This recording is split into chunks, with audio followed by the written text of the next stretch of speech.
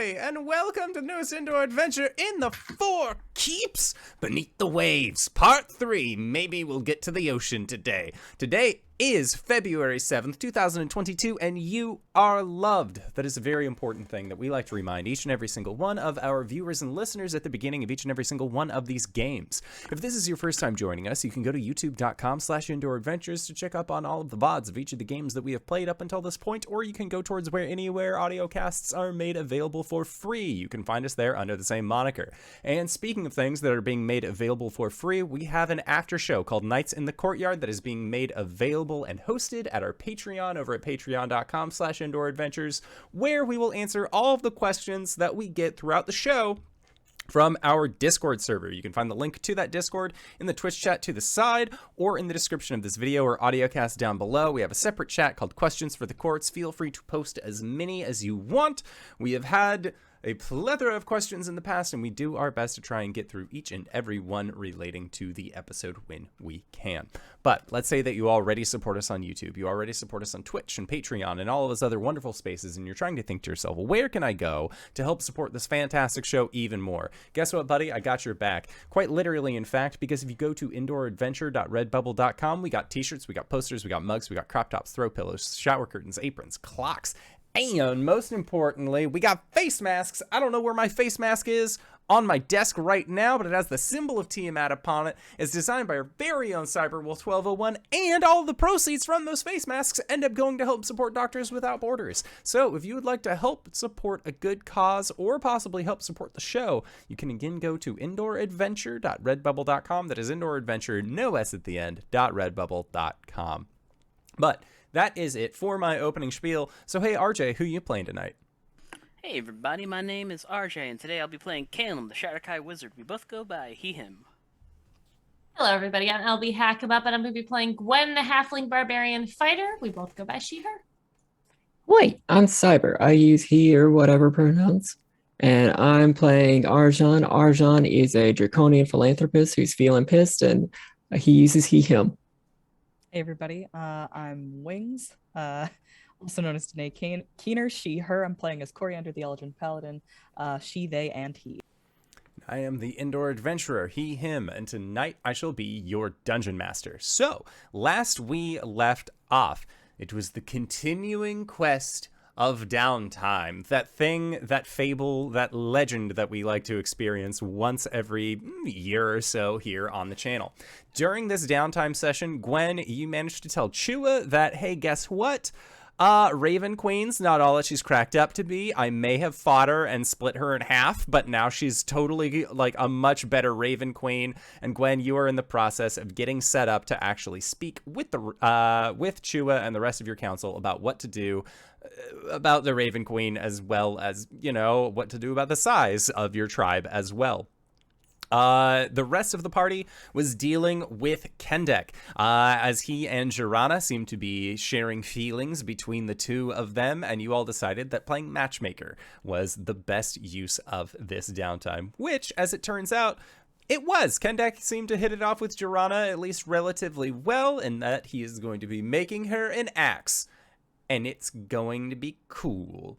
At that point, you also decided that you were going to try and get a hold of that anti-aging cream that one Orillo thread twister said that he had in stock. At that point, Cori decided that she was going to go and take care of this once and for all, and in doing so, traveled over to the Isle of Arathsk in your guys' mystical magical house, Gideon, and after waiting a day, possibly did a thing that resulted in the death of all the Orillos? That is yet to be seen. However, at the end of an event that led to a singularity and a glowing statue that told you to have a nice day, you saw behind you that there was a sign hanging above or hanging over the entryway for things that make you say, wow, that said closed for internal restructuring.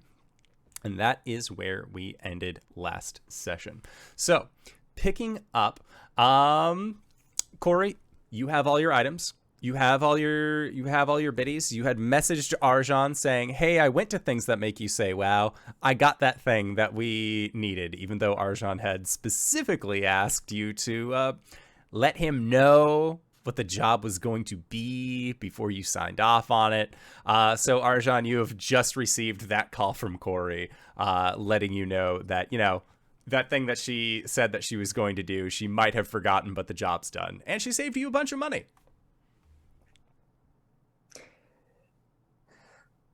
So we're going to back up a few minutes. Yeah. We cut in on Arjhan as he's in his kitchen. He's got some sort of grain boiling over in a pot of water. Chicken and vegetables searing on another spit. He's got his communications coin up to his mouth.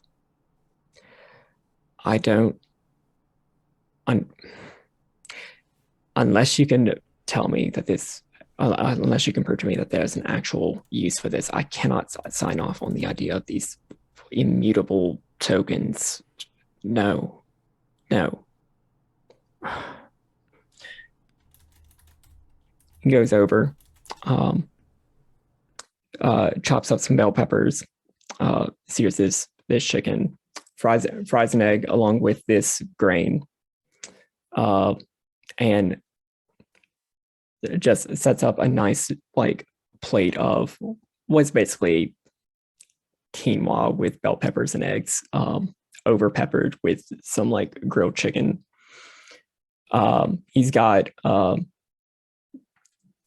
it's tankard of orange juice and ale mixed together, and he sits down and just does a deep exhale, and then gets the message.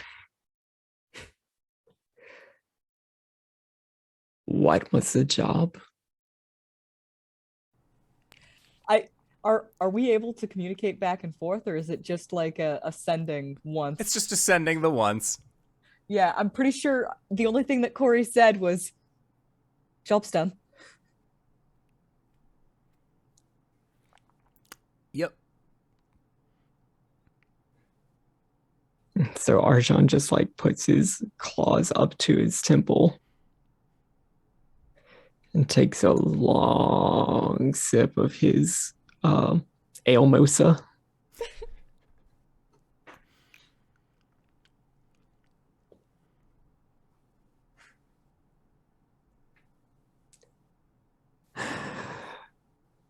What are the odds that this is actually going to be all right?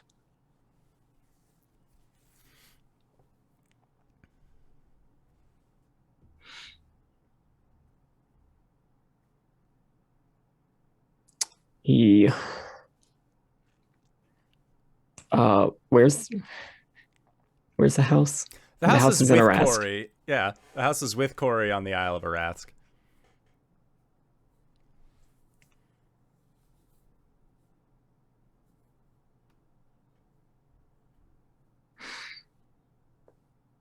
I'm not prepared for this. He's gonna just scarf down his food much more quickly than he was anticipating.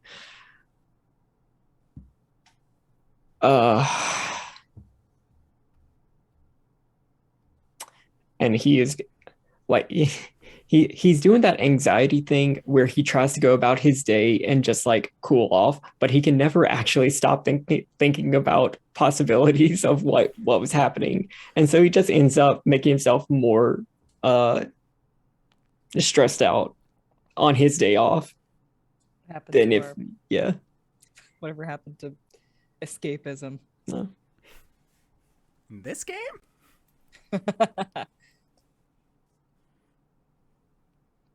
All right, so Arjhan, you are going about your day in a rather stressful fashion. Caelum, what were you up to? What was that, Connor? I think eventually Arjhan just gets so stressed out that he just goes and sits down in his pile of money again. Buddy. Dry my eyes with platinum pieces. Anxiety horde. Dab. Incredible. Because Arjhan going about his day, would he run into Caelum at all? Probably. Yeah. Caelum would be down in the Dragon Forge helping Kendek out with the forging. Caelum, roll an insight check. He wants to do it himself, don't he?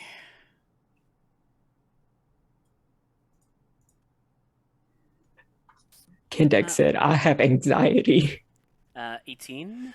18. So, Kendek, while he appreciates you wanting to help, he is more skilled in this than you are.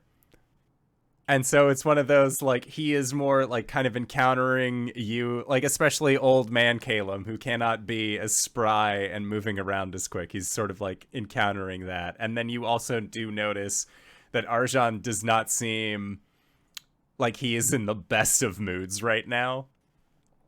Ugh. Well, you know what, Kendek? If you know where to find me. And Kendek nods a little bit, and then there's a pause, and then he, like, thinks about it. I really don't. Bye. And Caelum, when you find Arjhan is in his room, seated upon a mountain of money.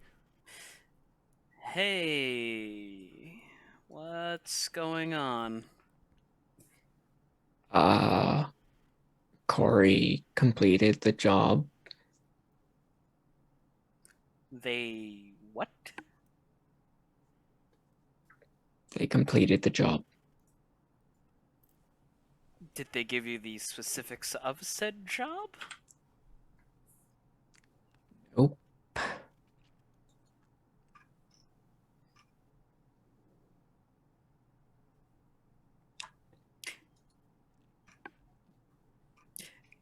Caelum finds, like, a chair and sits down with a very loud sigh. Oh. Well... It can't be that bad, can it? I mean, the last time Arillo made Gwen and I do a job, we got sent to Sigil, and it got very weird. Actually, if I remember correctly, we're in the Brass City, and we had to retrieve some masks as well.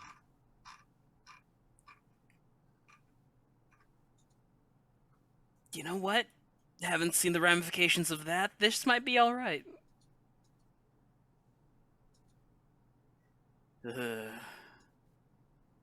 Just like sinks down into the gold. Sinks down into the chair.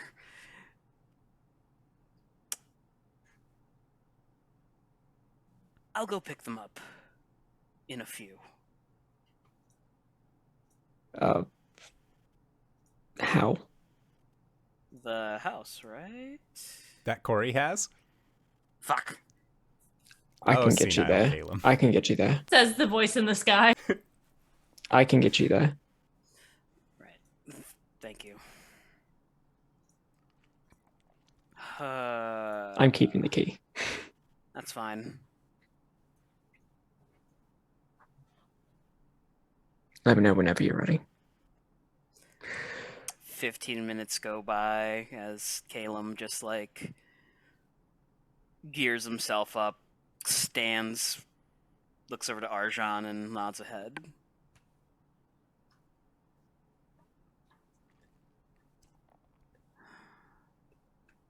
Sorry, you can still use this room. Sorry. Just like closes the door on a couple of Abishai, puts the silver door handle on. We were scheduled for this time. Yeah, you can still have it. I'm not using the room, just the door. Sorry. Incredible. And you have a doorway into Gideon. Nice. Okay. Caelum, as you go into Gideon. Gwen, you are at the Goliath tribes. It's been a great night. Wowee. What a fantastic time.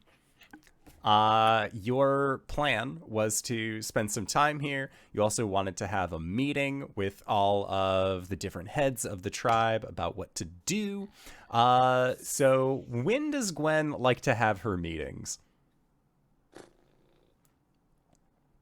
Right before dinner so they don't go too late. Okay, sounds good. Mm-hmm. Yeah, so Gwen will let the council know. I think she would pop in to see Chua beforehand just to see, because we discussed it last time we talked. It was just like, this is a lot for me to handle. So I think Gwen will just pop into her tent probably like 15 minutes before the meeting. And hey, did you determine what would be the best way to describe what is happening or what has happened or what should be left out? And Gwen, as you walk in to Chua's tent, you very quickly and very easily notice, as this is a place that you have been countless times, hung out with Chua a lot of the iconography that she had for the Raven Queen has actually been taken down.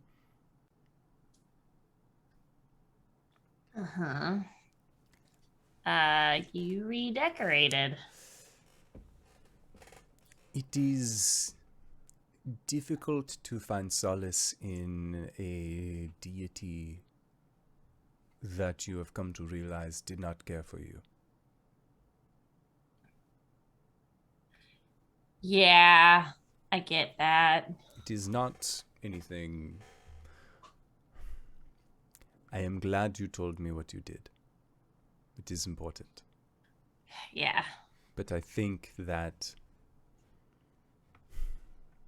we should tell the other leaders the truth, exactly as you told me. And we should let our allegiance to the Queen fade, as it once did. Yeah. So maybe just follow Talos or let everyone decide for themselves. If there are those who still would seek guidance and a home through the Raven Queen, they are more than welcome to. It is a difficult choice to make. As the spiritual leader of our people, I will still practice and show others tradition of what we would do. But ultimately, my heart belongs with Talos. Yeah. I have Okay. always looked towards the skies, whether the skies are full of ravens or clouds. Either of them will tell me the truth. Yeah. Are you okay? As far as being okay goes, I'm still learning, but I am more resilient than to be shaken by something like this. For example, you have told me that an age of darkness approaches, heralded by worms. You split a god in half. You encountered the ever-sleeping serpent. There was a city, I have heard, that was high in the sky, that fell on a lower city. We are living in unprecedented times. It's true. It's a weird time to be alive right now. I'm not going to lie. Personally, I have lived my entire life in what is known as precedented times. The regular ones, when not a whole lot is happening. Now things seem to be happening every week, and it's so difficult. Like, that city fell only several months ago. Yeah. Not even. We should probably check on them. I mean, not we, but like.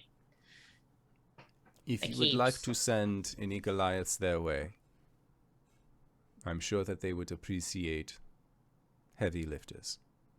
Yeah. Let's see how they. That'd be a good idea. Okay. Yeah. Are you ready?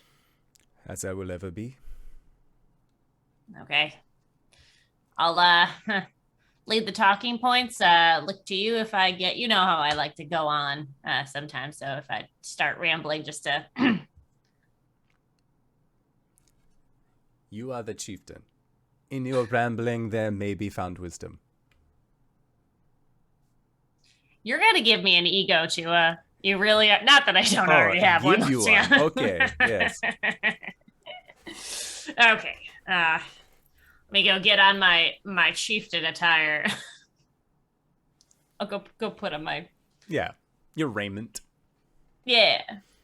And Yes. you end up meeting at your chosen council place, the place where you have a chair that is lifted up so that way you are on eye level and equal with all of the other Goliaths here. There is a platform that goes in front of it so that because Gwen like does like to sit and talk, she likes to walk and talk. So there's kind of a raised like stage in front of her so that she can like pace and tell a good story. Of course. And Gwen will greet everybody as tradition. And she will. Did we tell? What did we tell everybody about the meeting, or is it just like, hey, I have things to tell you guys? Chua said that told everyone effectively that you learned some pertinent and important information during your journey to the Shadowfell, as well as we will be discussing the future of the tribe currently. Right. Okay. Thank you, everyone, for joining me tonight on this. I'm not going to go on for too long, as we know dinner is fast approaching, as will ales after. But I just wanted to let you guys know about my travels into the Shadowfell and my encounters with the Raven Queen herself, themselves.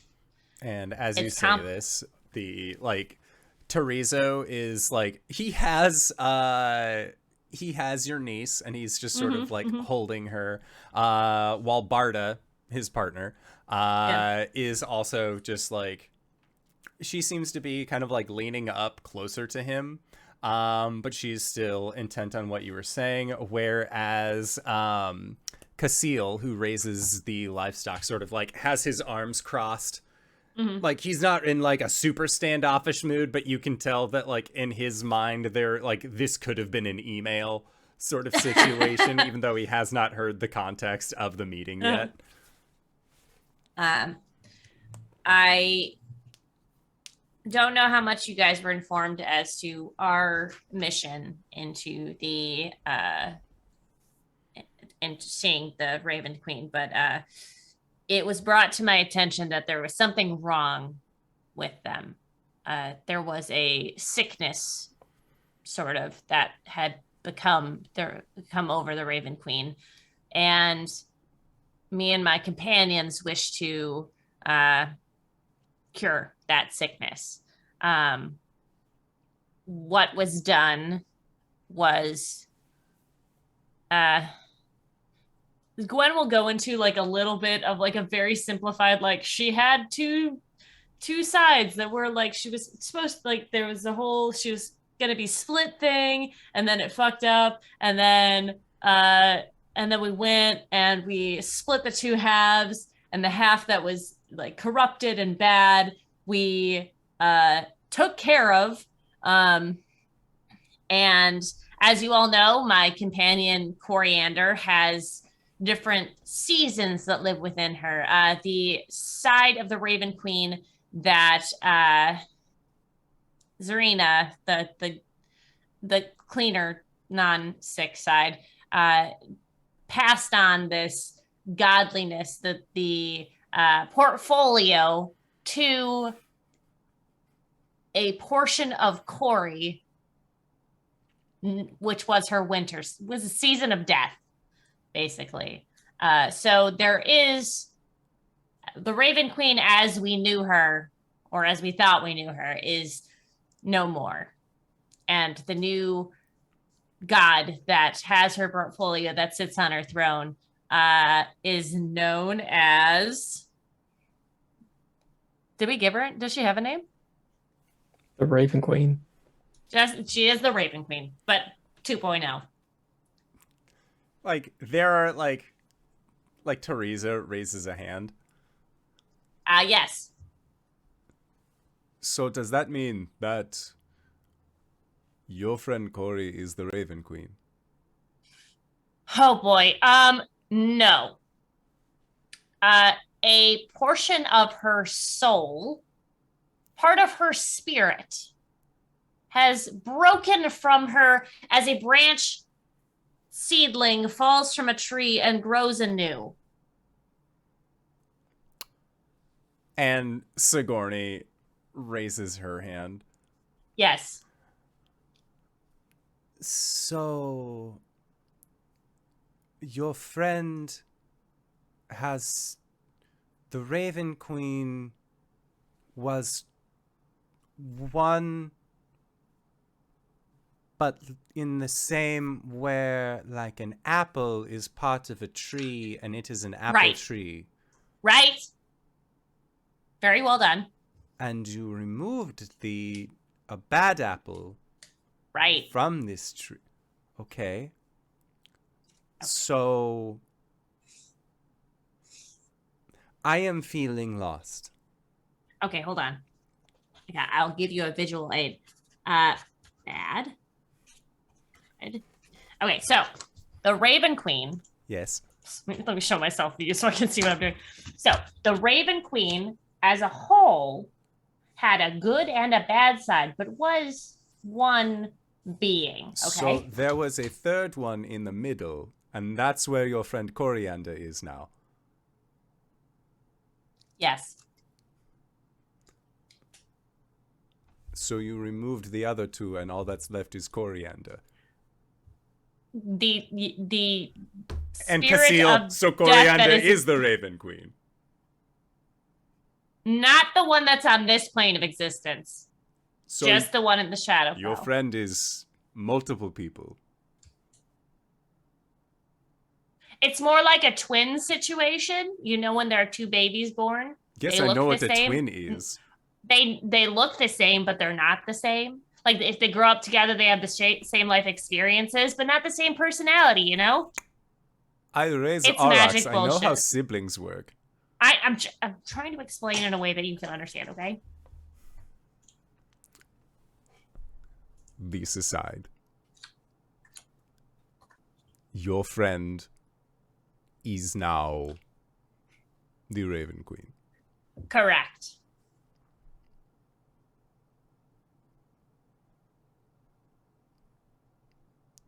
Okay. Mm-hmm. You killed the Raven Queen and made your friend the new Raven Queen. No. As I said, the old Raven Queen was corrupted.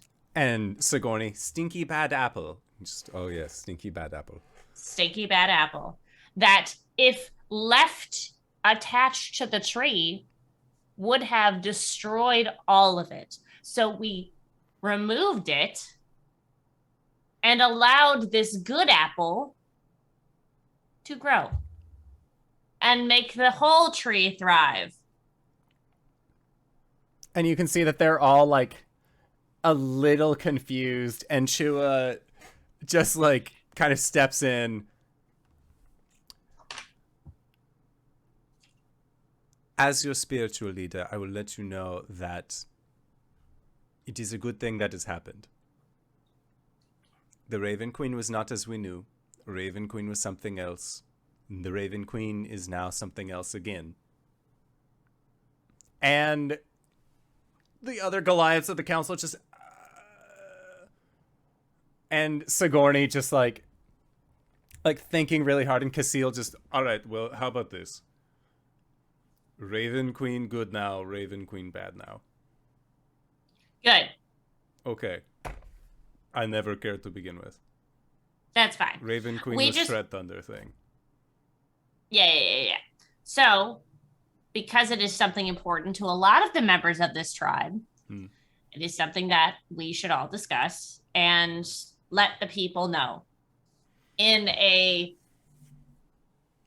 succinct way, which I think we've come up with this apple tree metaphor thing. And they all just like kind of nod, like, and we'll workshop the metaphor. Right. I think it's important that the people decide what they want to do with this information, if they want to continue to follow the Raven Queen, or if they want to perhaps move towards Talos more. If there's another option, we'll discuss it. She kind of like points to her eye, even though he's kind of the best. But is everyone okay with this? Is everyone on the same page? And they all, like, Barda, like, I would say actually make a charisma check. Jesus Christ. Okay, if charisma. You have any bonuses in charisma that you feel would benefit you in this way, sell me on it. I don't want to use intimidation. That sounds terrible. I am going to use. I mean, I guess I have +1 to all of them, except for intimidation. Okay. Which skill? Probably persuasion. Okay, make a persuasion check. And you will have advantage because you do have an eye that looks like a raging storm. It's pretty sweet. Okay, that's a 13 and a 14. Okay. So, all things considered, the talk about maybe we shouldn't have a state religion seems to go pretty well here at the Goliath tribes. And then Caelum raises his hand again. Yes. Now that we're done talking about this Queen of Ravens bullshit thing, what are we going to do with the people? Okay, first of all, to some people it's not bullshit, it's important. And for two, we do have this issue to bring up. We have a very large tribe now. There is no feasible way for us to continue our moving our tribe as it was. We cannot, basically we can't move from here with it without being a shit show. I we think can move once. Right. Yes. So what I think we should do as a group, obviously me being the final say, but I will hear out everybody. We need to determine the best place to settle because that's really what we're going to be doing. With this tribe, we will have the same sort of structure that we already have. There will need to be more people, as we've placed already, more people in charge of smaller sections, so it is easier to manage and rule over. Just to make sure everyone's comfortable and safe and happy with things. Because if it's just me and like 5 other people, it doesn't make sense. Nobody's going to get anything, get their voice heard. So I think we need to figure out, 1, where we want to settle. That would be the best. Not saying that this is not the best place. And then 2, I think it'd be good for us to determine sort of a better structure to what will become a city, basically. And Teresa raises his hand. Yes. So, 1, Raven Queen, as you said, is not your friend Cori. Just establishing that for everyone, and definitely not mostly myself. 2. Right. Still tight, though. Still okay. 2. What if when you had us go to try and track down your friend Caelum after he turned to snow, right? We found abandoned castles, fortresses. Mm-hmm. Move into those. It may not be one city, but a small collective similar to what we have now. Right. In the same way, each castle, fortress, place all stone structures seem like castles to me. These place, if you follow Raven Queen, you go to one castle. If you want to follow Talos, you go to another castle. If you follow other Great Herder, and he points toward Caelum, and Caelum's like, you go to another one. Whoever you follow, you just go to there. If you want. Okay. I like that. Are you saying that it would be all within one big city and just have these? I did not travel to the places you did. Was it the structures close, or are they days away from each other? They are roughly several days away from each other. Not entirely close, but close enough that contact is still viable. Okay. I don't hate that. I think that could work. That would establish more of a empire than just a tribe, though. Because if we have different strongholds under the same banner that are not close to each other, that's more of a kingdom than...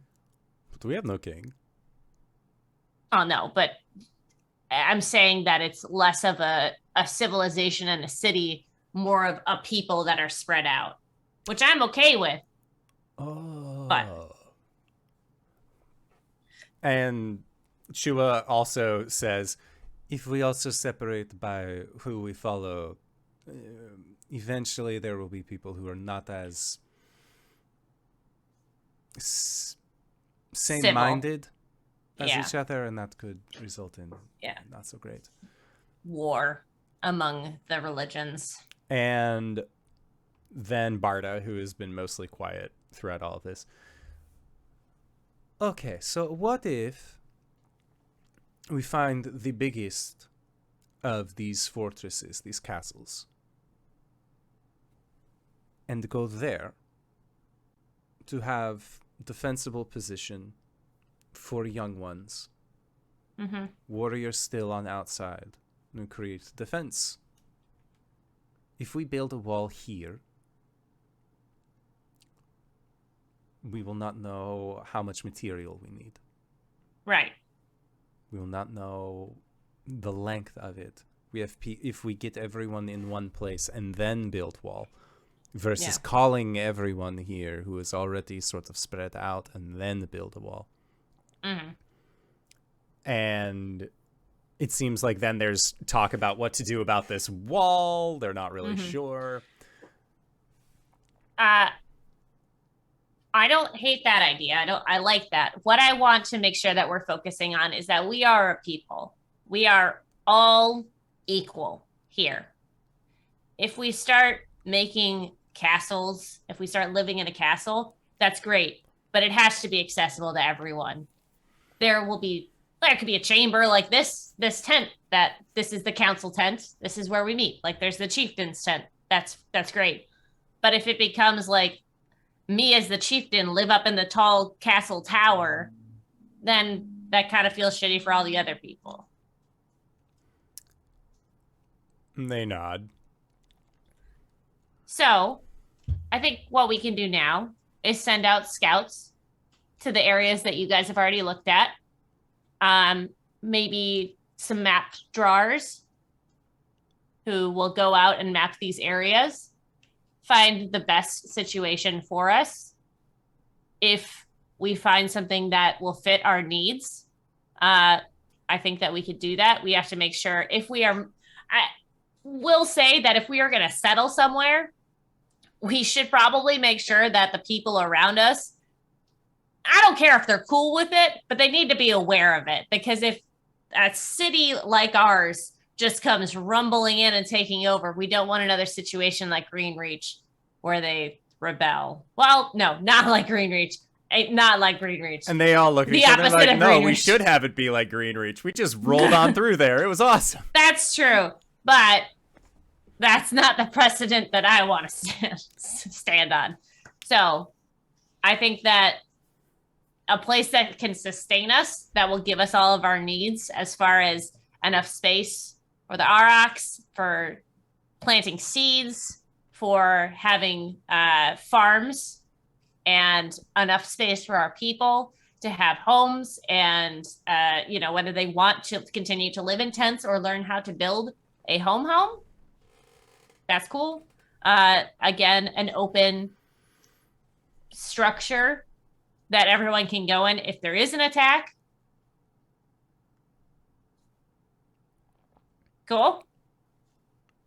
They all seem to nod. They think that this is a good plan. Okay. Does anyone have any concerns or questions?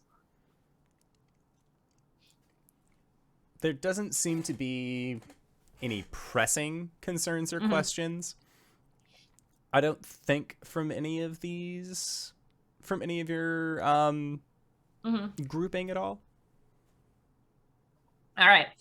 I'm going to take a small trip. I'm going to go. Where am I going? I'm going to go. Where's. We'll go to Citalos again.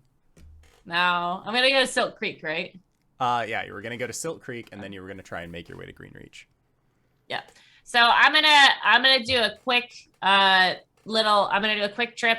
I'm gonna ride from Silk Creek through and then go up to Greenreach for a few days and then come back down. So that'll give our scouts some time to go out. If you guys need to get a hold of me for anything, Shua, I'll be in contact with her.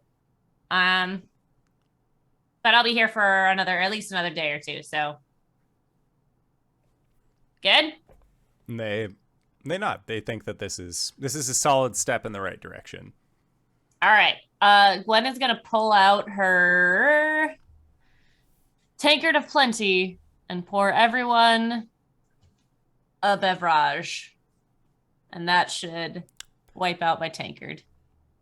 Yeah, they like the group here. When you pull out the tankard, they're like, "Oh, okay, like meeting adjourned." Like this is like, fuck yeah, like.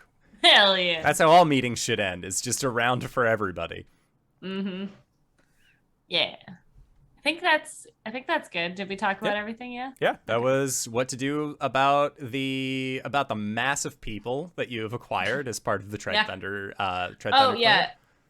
Are there any issues with food or anything like Gwen needs to know about, like lack of supplies? It's a little sparse, but their meals aren't necessarily like grandiose, right? By any means. It's a lot of like grains, like they make breads. Yeah. There's Auroch milk for days. Yeah. Gwen will ask if they have any need, like should she get some money together to buy supplies, like food or extra, like dried meats or anything like that. At this point, they will take whatever amount of money that you give them, but there is no like set value of like, we need like this much. It's basically like if you throw money at a town and say, use this for food and stuff. Yeah. They'll use it for food. And stuff. Especially, it hasn't been long enough for you to establish, or for the individuals from the Unan to make their way here to establish a trade route. But I'm assuming that you also like let them know, like, hey, there's some people up here that are willing to make stuff for us, which is very cool. All right. Gwen will, after the meeting, get on her little badge to Arjhan. Hey, Arjhan, I know I don't use a lot of money from the funds, but I'm gonna need some for the tribe, for food, and for my travels.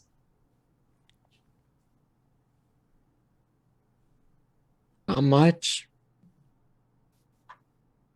I will tell them tomorrow.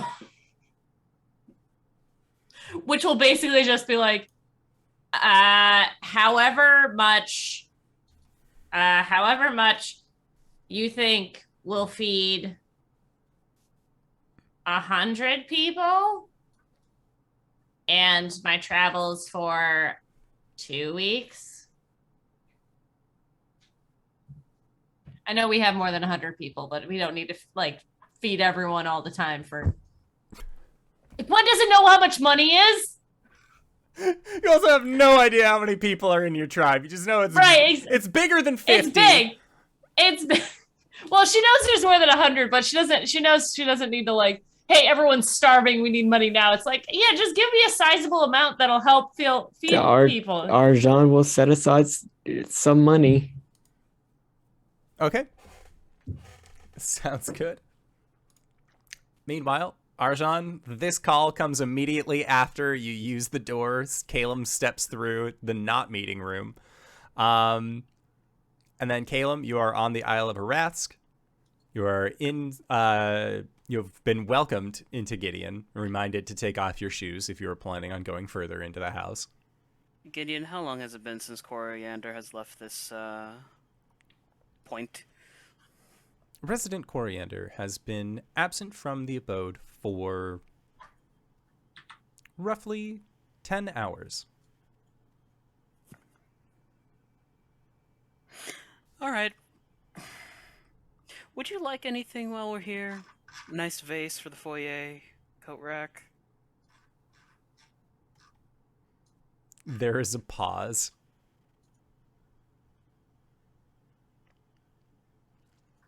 Could get a new rug for you know. Okay. Caelum leaves. Okay. Yeah, and Caelum, as you are exiting out of Gideon, or at least opening the door, I would say that's probably, Cori, things that make you say, wow, shut down. Did you just immediately head back to Gideon with like your arm full of stuff, or were you like, oh, job's done, I guess I'm gonna go like to GB's or something like that? Like, Yeah, no, I think he got the nail on the head. Cori goes to GB's with arms full of stuff, just straight to GB's.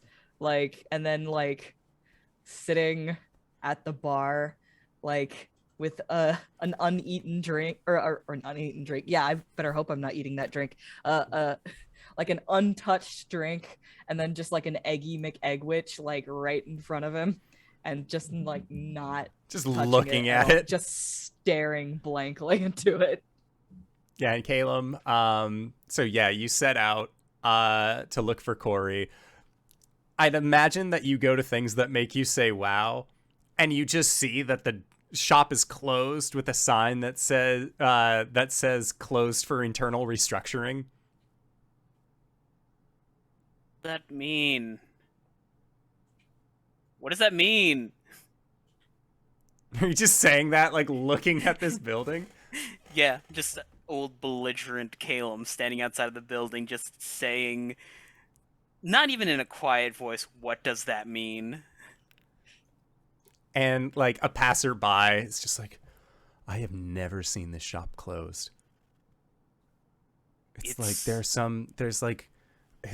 like seeing your favorite bodega closed. It doesn't make sense. Or if, GB's was closed. That'd be wild.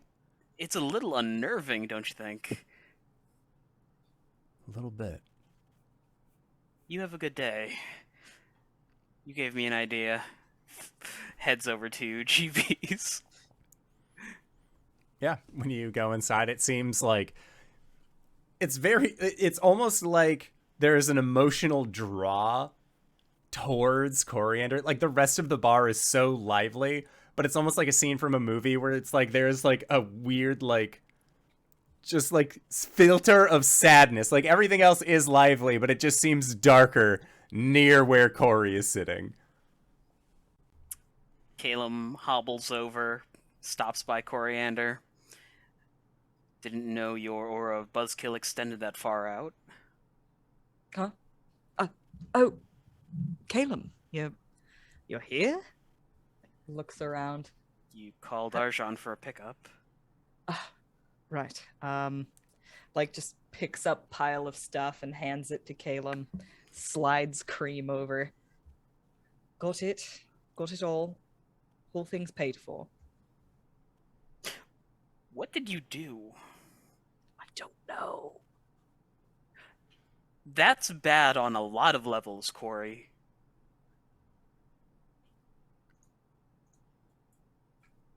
You can see how that's worse, right? picks up Eggy McEggwitch, just sort of holds it, staring directly forward. Pulls out a bar stool, plops down next to Cori, orders himself an Eggy McEggwitch. There's and, no like, ordering with GB. By the time Oh, you it's go just to there. order, it is plated in front of you with some ale. And it's like there was a silver flash that just existed in front of you, and GB is one-manning his bar. As always. 2 gold pieces go onto the bar. Well, you could start by telling me about what happened. Arillo's is closed. That never happens. Yeah, I don't think I'm ever going back there.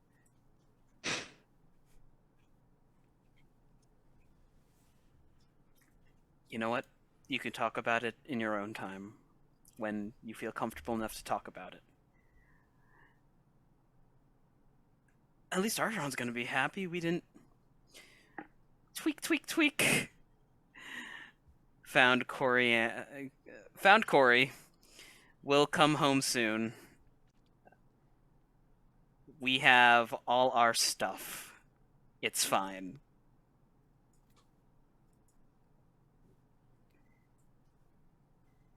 Okay. I think. Yeah. Finish up some breakfast. Is there anything else you want to do here, while we are here? I don't think I have anything else I need to do here. All right, Yes, then. of course, Arjhan wants us to talk to the Baron for any reason. I don't think he'd want us to talk to the Baron. It's fine. Let's just head back to the Dragon Forge and... Any business at Dragonstrasse that we need to do? Cori, this is very precious little time that we have called time off. I suggest you use it. We Right. you keep taking on these jobs when we're supposed to be waiting. I thought this whole thing would take a little bit longer, and I've got more time off.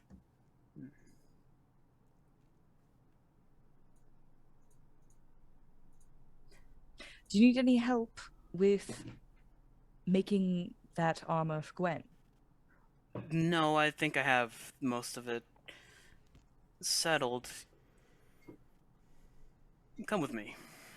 And he'll stand, push his plate to the side, and lead Cori back to the house. No, just stuff that Eggwitch in mouth, follow. Pick up stuff and follow. Just ascending to Arjhan. Coming back to Dragon Forge, do you need anything from Arask while we're here?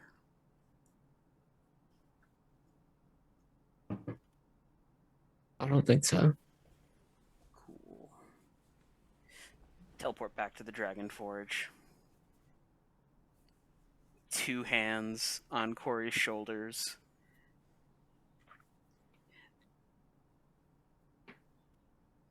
You need a break. We all do. So maybe you can take this time while Olivia's is sailing and spend some time with her.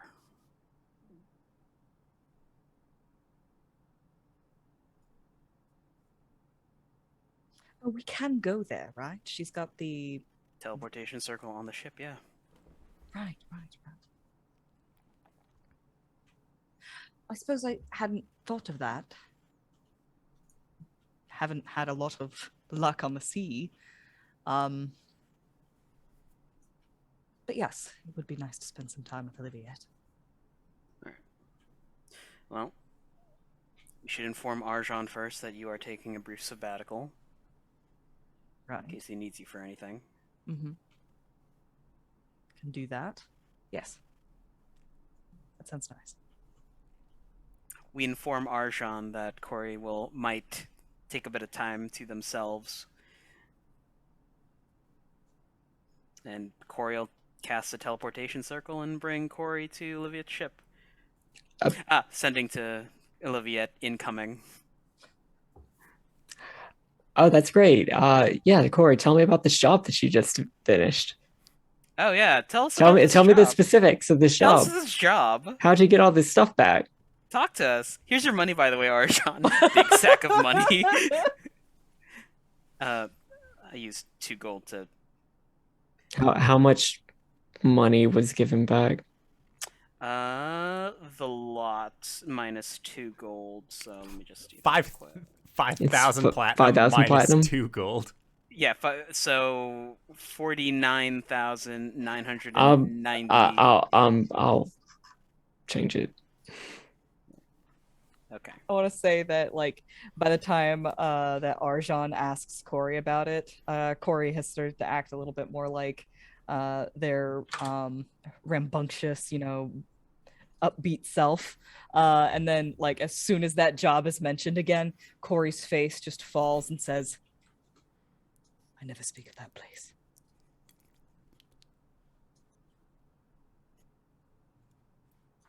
Anyway, I was thinking about visiting Oliviette for the remainder of my time off. Sure. What did you do for Arillo? Didn't take long. Just the Arillos are gone. What? What did you do for Arillo?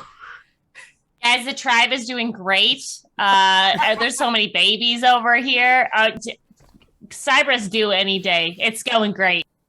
Just turning to Arjhan. Oh, that's great. What did you do?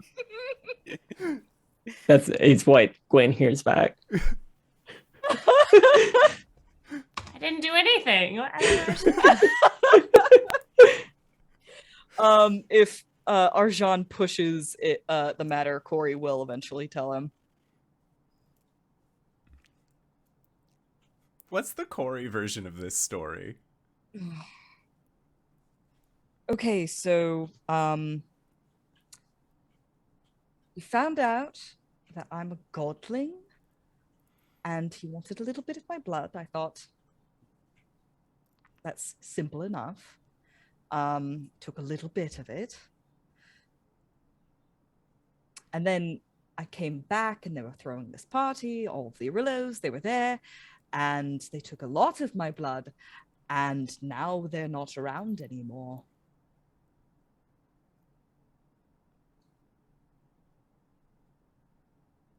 But it did pay for the cream in full, and I got all of the stuff that we were going to trade for it back, and I'm never going back there again.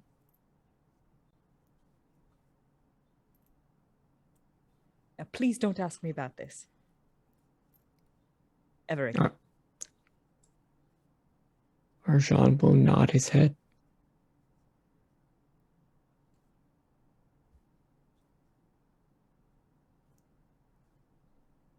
Okay.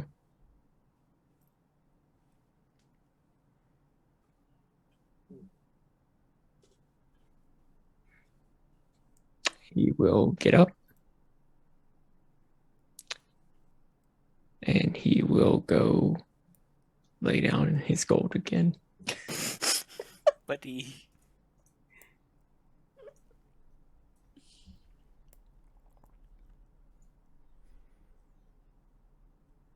Yeah, I don't blame him at all for that.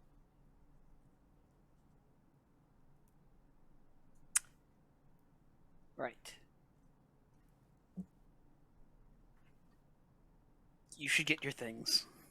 Please take me to my girlfriend now. Right away, Mum.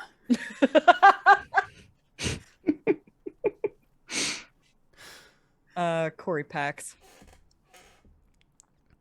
Okay. Cori, this is gonna feel a little weird. Plane shift. Okay.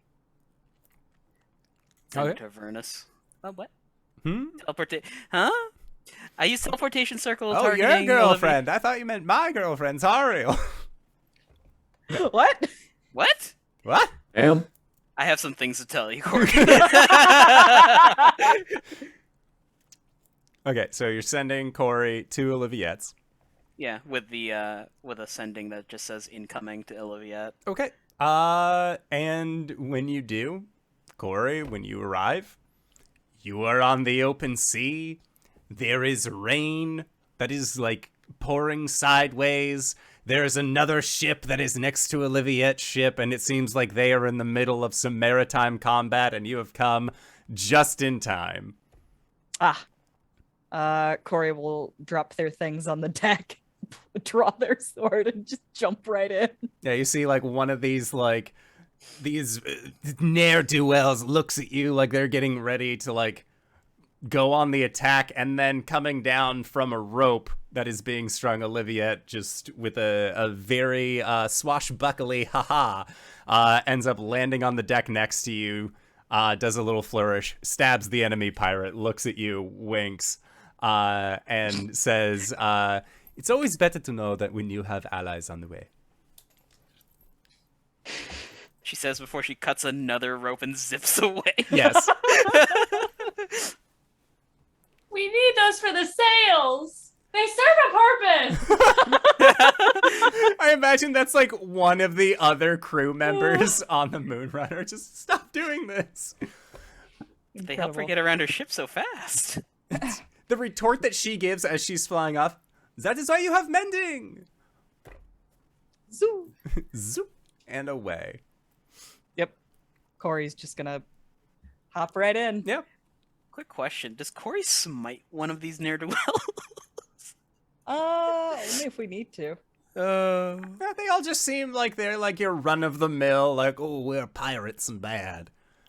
One of them looks like Michael Caine, and that's about it. Just to give a little bit of a face to these individuals. All right. Meanwhile, back in Verstein, the town formerly known as the Dragon Forge, Arjhan, big pile of money. I'm gonna go pray. Just, I don't. He's gonna stress pray. Okay. Arjhan stress praying. Caelum. Caelum would have asked if there was any update with Gwen for Arjhan. Yeah, she asked for money. For the tribe? Yes. Apparently they need money for food, and then Gwen is going to be traveling for a little bit. Gwen knows that I can feed a city, right? Boop, boop. Gwen, you know Caelum can feed a city, right? And also, how do you want this delivered? Where do you want us to come drop off the money and possibly also a Caelum? You don't get a response right away. Gwen like trucks over to Chua. Hey, is Caelum still banned? And she looks at you and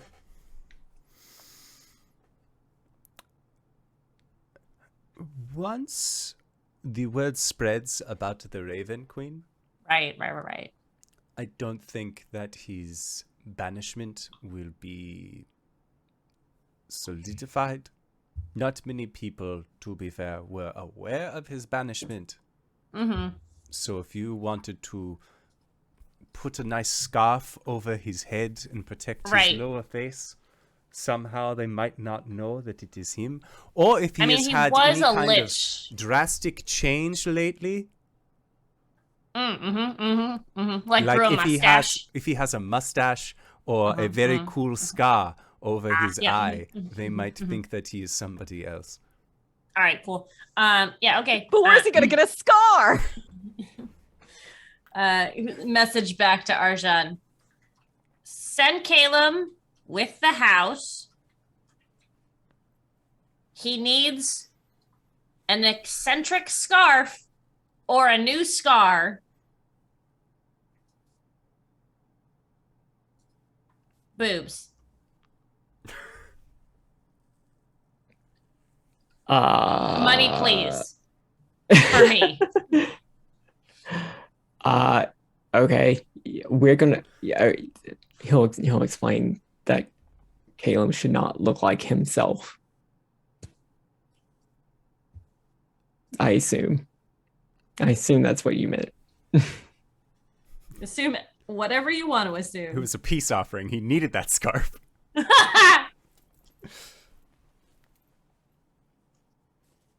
Disguise self for an hour.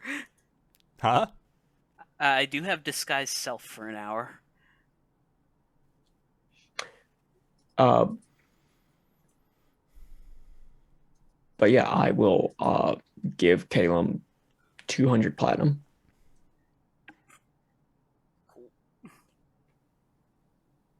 To deliver. Do we need to start the de-aging?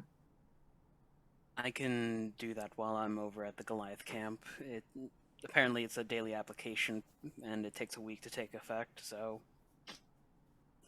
that'll be me while I do some research. Okay. See you in about a month then.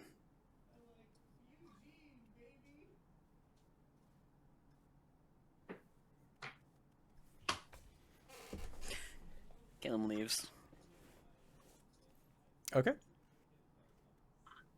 And Arjhan, you are left in Verstein to either continue stress praying or to relax in your big heaps of money. Cori, you are fighting pirates on the high seas with your ship captain, definitely not a pirate captain girlfriend. And Gwen, it's good to be the king.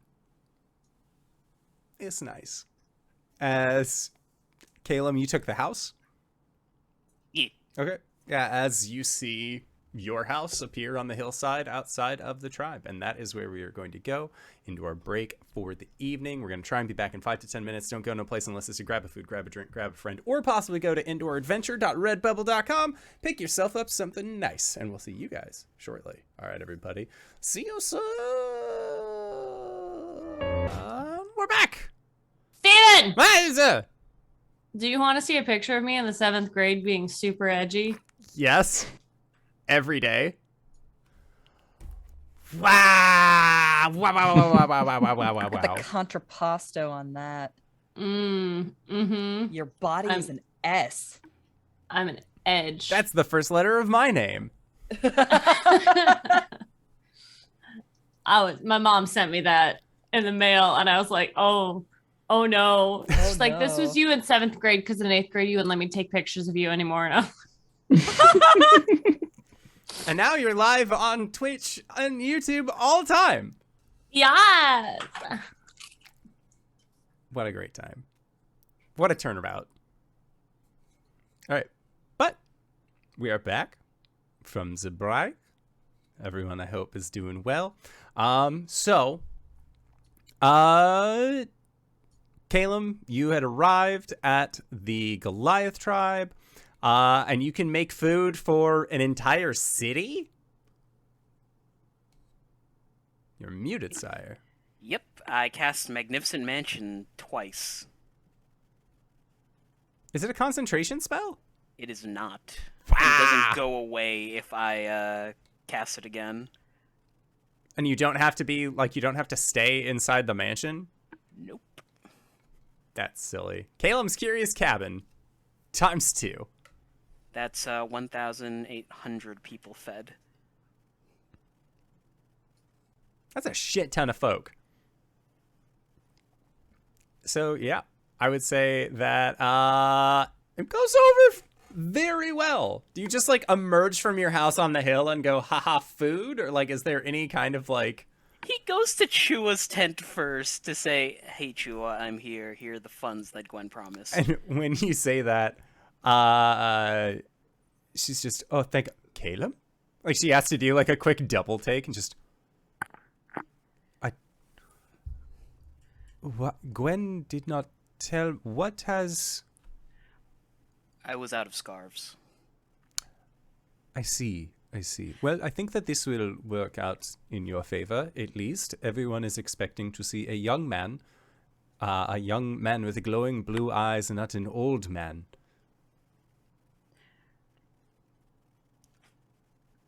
I'm so tired. Tell me about it. If you Maybe plan we'll- on staying like this, I can recommend some teas. This is a more permanent thing for the time being. Some stuff happened. Don't worry about it. Look, with your group, as long as you all come back alive in some capacity, that is about as good as it's going to get. He'll smile, nod his head.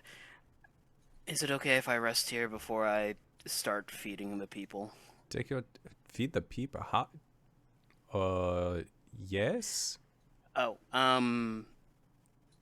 if you can get some messengers out, there will be 2 doors in the main hall. They will lead to someplace they can get food. They are allowed to freely walk in and out. Okay. It'll be very rustic. I will be sure to deliver the information. It seems very suspect, but you're lucky I trust you. Just don't bring any corpses into my camp again. Promise. Bet. And she walks out of her tent. And yeah, you manage to set up the 2 large curious cabins.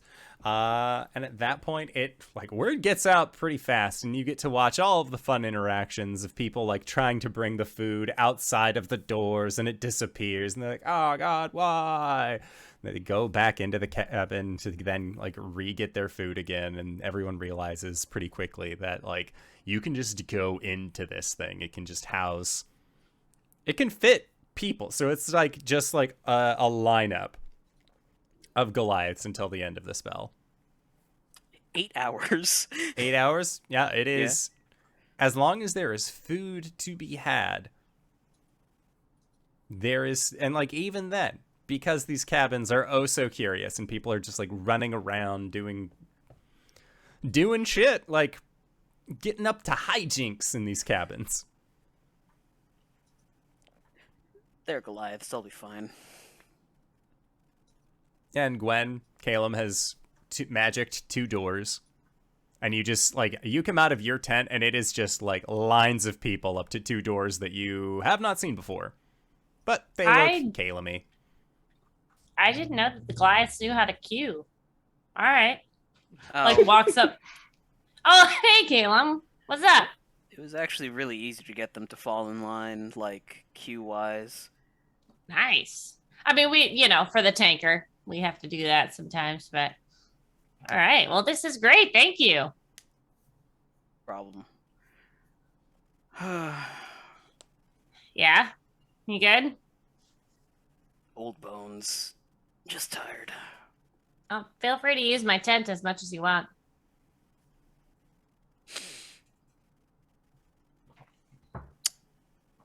I think...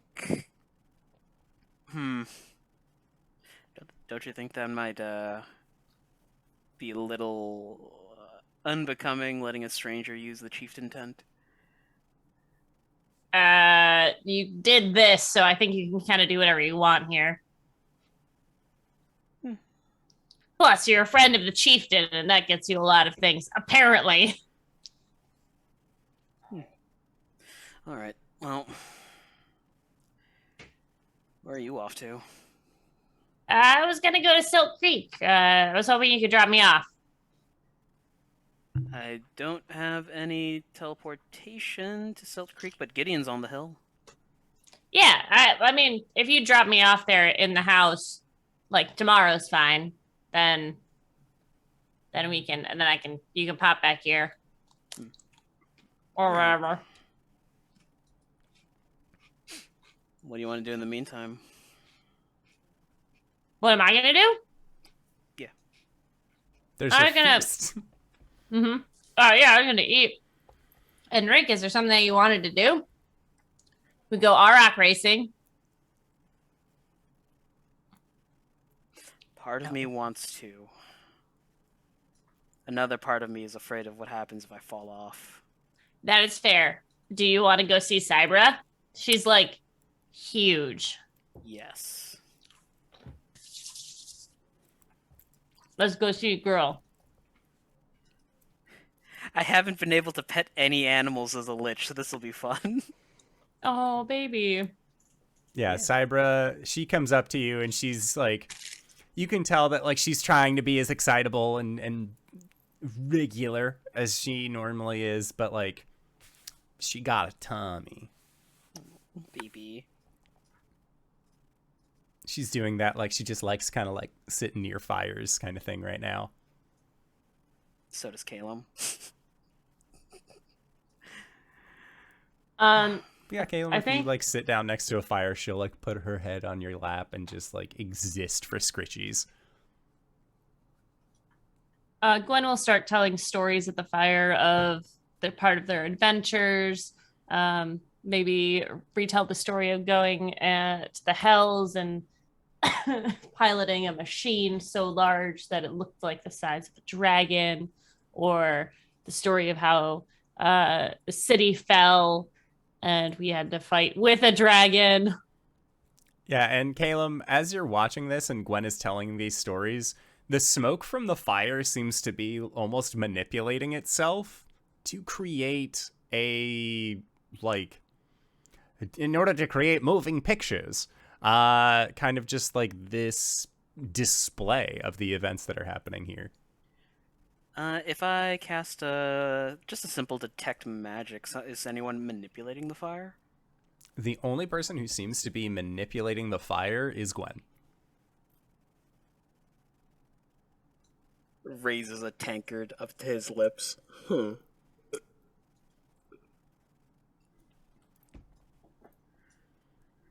Yeah, Gwen will entertain everyone as long as she needs to, and then get drunk and go to bed.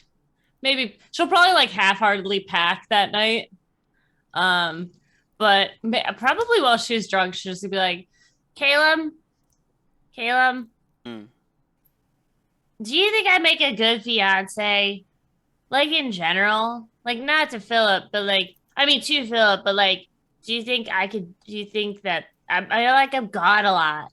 And like, is that okay? Well, knowing Philip's personality and what we have to do, I'm pretty sure he understands why you need to be away a lot. Yeah. I mean, I don't want to be away all the time, like later. Like once we finish this like the Caius thing, I think I want to like settle down, like just stay here for a while. I think that'd be a great idea, Gwen. Yeah? Yeah. And if anything, Philip got the best fiance he could ever get. Ah. That's so sweet of you. Now, you probably need to sleep off the drinky drink before you head out tomorrow. So Okay. finish packing. Yeah. Okay. We'll get She you to like bed. stands up and like wobbles a little bit, or puts a hand out and starts walking away, and then turns around. Hey, Caelum, Mm? when this is all over, am I ever gonna see you again?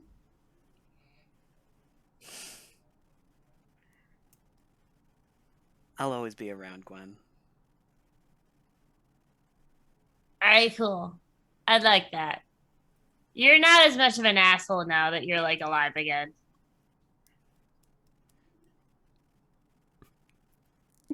Thanks. You're welcome. I'll see you in the morning. Like turns, runs into something. Oh, sorry, man. Walks. Caelum does his skin routine for the night. Just, you know, make sure you get all like it's like up like hands, arms, face. He got like a hair scrunchie from somewhere, and he has his hair up, and he's just like putting on a mask. Yeah. Sniff the cream. Cucumbers. Charcoal.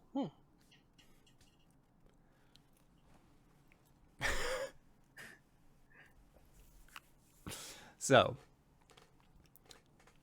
that is the end of the first evening. Well, I say first evening. We're in like the first week of downtime.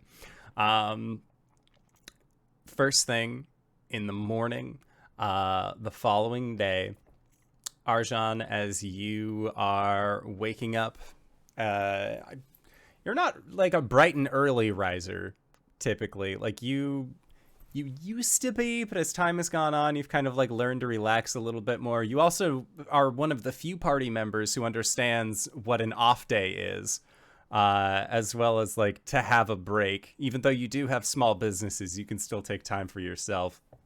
But you wake up and you feel a warmth kind of tucked in against your chest. And when you go to inspect where that warmth is coming from, it is actually coming from your from the green glass shard that you had gotten from Great Maw Cavern. And it seems like there is a message that is actually written on the inside of this scrying glass. And the message says... It's like in a horror movie, just like going up to this mirror and there's like condensation on it. Yeah. And somebody writes in it And behind you. and on the glass, and it looks like it's on the inside of the glass. It says, "I have met another who is willing to join our cause, but he wishes to meet with you himself. The curtain is easier to be drawn at places of power. He claims this spell circle will lead you to his keep, and you would know what to do. Still on the lookout for others. Have 2 promising leads. We'll stay in touch. Long may she reign." And then beneath that is what looks to be a spell circle.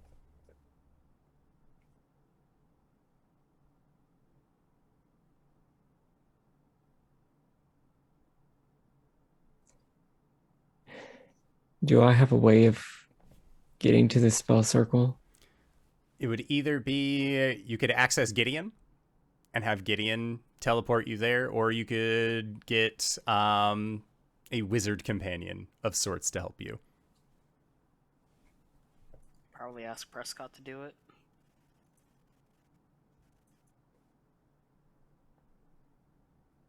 You could. I will find Prescott. Yeah, and when you ask him, he seems a little like he like very much is like, "You're asking me and not Caelum." It's his off time. No. I don't want to. I'll pay you. No, you don't have to. This one's going to be free of charge. As long as I get to say that I did something important too.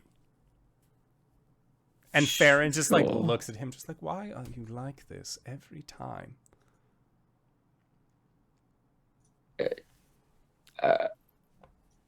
So, where do you need to go? I hold up the mirror. Okay. And Prescott looks in, just, "What the fuck is this?" Doesn't matter. All right. Give me about 10 minutes. And he will take the time to basically inscribe a teleportation circle geared to that specific teleportation circle or spell circle. You wouldn't have a way back through this, would you? Not unless I'm coming with. Where are you going? I don't know. Would you like some people to come with? Probably not. Then I don't know how to help you. At least on this one. I'm sure it'll be fine. Well, enjoy, I suppose. If I'm not back within, perhaps come, or perhaps let Caelum know? No, we're going to come, and we would come and then rescue you. Not doing that again. 2 hours. Okay. 2 hours. Excellent. Right. And Farron just like shakes his head. And the spell circle is readied for you. Beam me up. All right. Arjhan, as you go through this spell circle, you find yourself in a darkened place. This is a large stone room, and it takes your eyes a little bit to adjust, but thankfully, dark vision is one hell of a thing. And as you were looking around, have you ever been to a place like seen a picture of a place where you feel like you, not in a deja vu sense, have been before, but in a place where you feel like you would be at home there? Like for me, it's seeing like a big ass library. Like I would love to be in like a big ass library and exist in that kind of space. Let's say yes. Let's say yes. So for Arjhan, as you look in, this is a massive room filled with stone and tarnished metal. And at the end of this room, you can see that there is what looks to be a massive stone throne. It is just impressively sized, and it looks like it is not made for a person. It is not made for a humanoid of sorts. It is made for something much larger than that. And it is just standing impressively at the top of a set of stairs. And looking around, you can also see that there are a set of double doors as well. One is like partially closed, and there's almost like a bunch of rubble and other debris that sort of seem to be like blocking any kind of exit way. But looking at the size of this door, you get the sense that this was made for something much, much larger to enter and exit through. Again, looking around, it doesn't seem like any light has been able to get to this place, and the level of dust that you are able to sort of pick up from around here would let you believe that no living thing has disturbed this chamber in quite some time. And as you continue to look, you notice that at one end there is that large throne, and in front of it there is what looks like a large metallic bowl. And the interesting thing about this bowl in particular, as you look at it, is that you have seen the patterning on this bowl before, in that studded along the outskirts of it, there are these greenish gems that look like they have little flecks of red that actually rest within them. And you realize that that is a much, much larger version of your bloodstone chalice.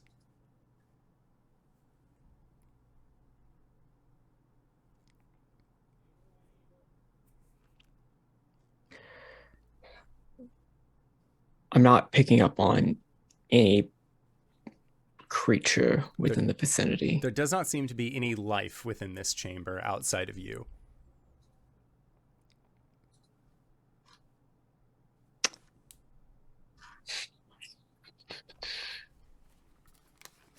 Primeval awareness.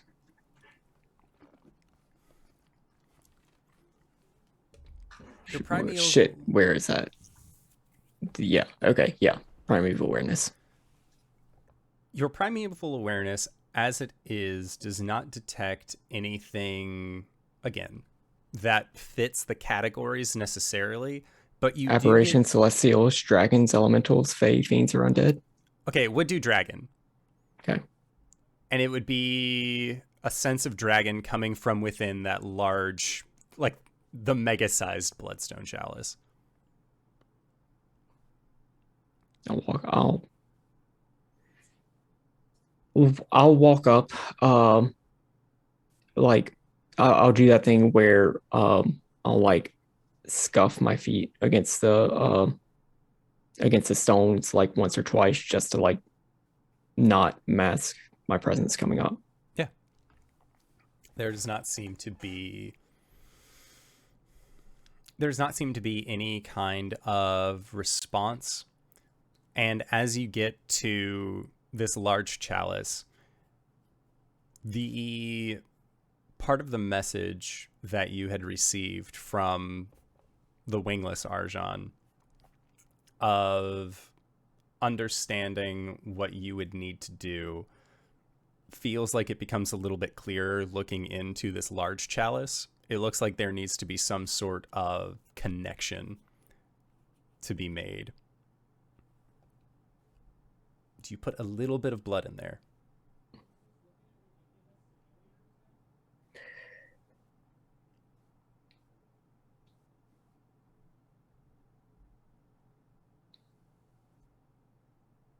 Is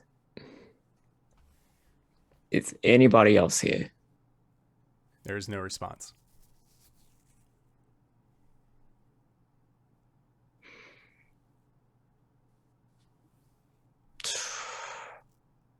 Fuck it.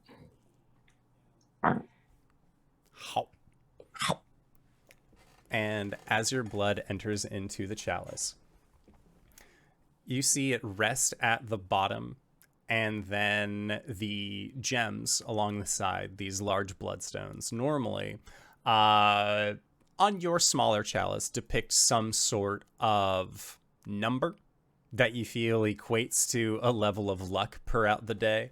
However, as the flecks and other bits begin to change and mold, you actually see what looks to be none other than the symbol of Tiamat that appears on each of these gems. And as they do, they begin to glow with a faint greenish light that then begins to flow out of the chalice.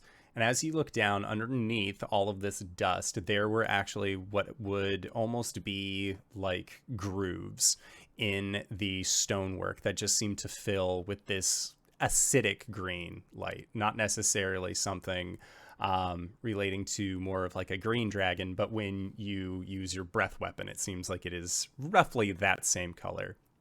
And as you stand here, watching as this room begins to illuminate with this caustic green, you feel the warmth of your scrying glass once more against your chest. And as you go to look at it, it seems to be coursing with that same kind of greenish energy. And you hear a voice coming through this mirror that says, "Give me room, or I will take it." What? And you see what looks like a large shadowed form on the other side of the mirror. And thankfully, the area around you is very wide, very open. And emerging through the glass, and it seems like this thing was coming towards it, there is a shadowy bolt that goes faster than, about as fast as your crossbow bolt would fly, as a thing emerges through your mirror. And as it arrives, it is the size of what looks like a relatively large cart. More like it's about 15 feet in height. And you see wings outstretched from it, as what looks to be a like opacity slider is at like 90 on this thing, of what would appear to be a adult black dragon. They sort of stretch, and then they say, "Brother,"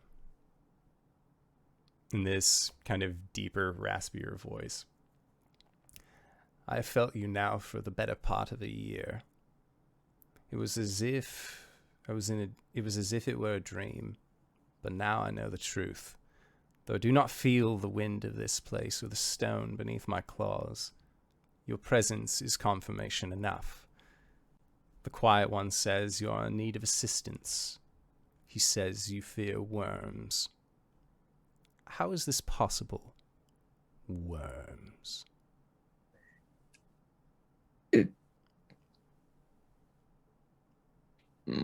I might need to get caught up a little bit more.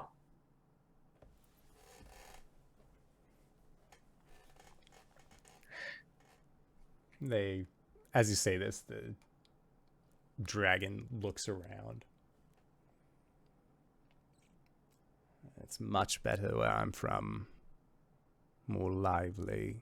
What is this? Where am I? Where are we? Where I'm from, it's known as the Ashen After. And I am its ruler, its king. The Blood Lord. That's right.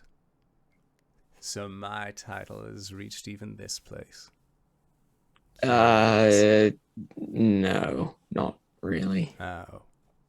Long story. It involves a archfey tree thing. Right. Worms.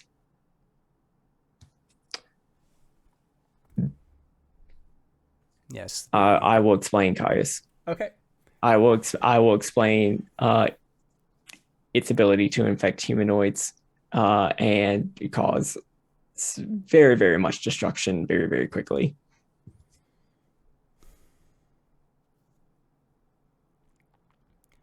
I see. Quiet One did not exactly explain it with the amount of brevity that you did. And this is a thing, this creature, this Caius, it will come for us all. Nods his head.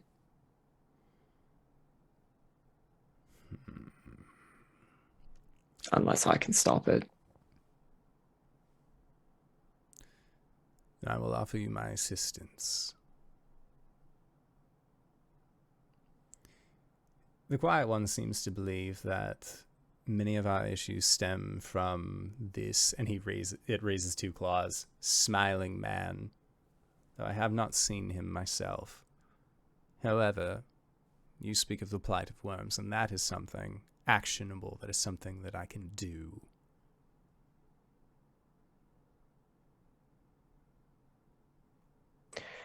Possibly. What are you offering?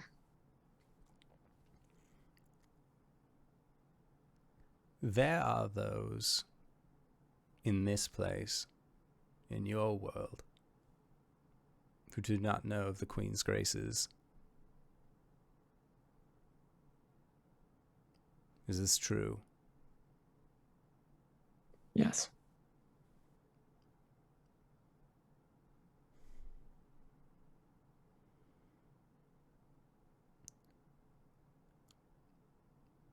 And I will ask you a question. What do you want out of this? May I aspire to greatness. The Quiet One seeks to recover friends that apparently you and he share, though I'm not sure who they are. If this Caius were taken care of, what would you want? What would you seek? If not to sing the Queen's praise.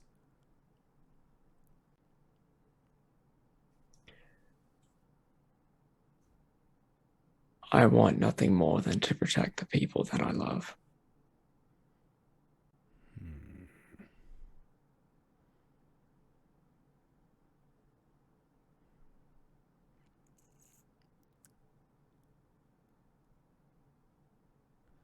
unfamiliar with this concept. But I do have those that I do care about.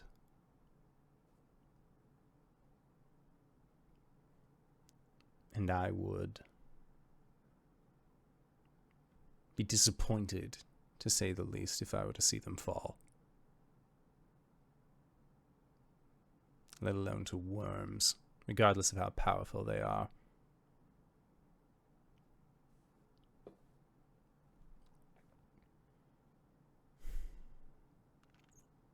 So I offer you my assistance in this way. It seems that through the glass, we can emerge for some time, partially so. Send my spirit, my consciousness through. That's not inconvenient for you, though you're not busy. Busy. Yes. However, I often am able to find myself a bit of reprieve. I know how to make myself disappear when I need to. Oh my god, my echoes get off days.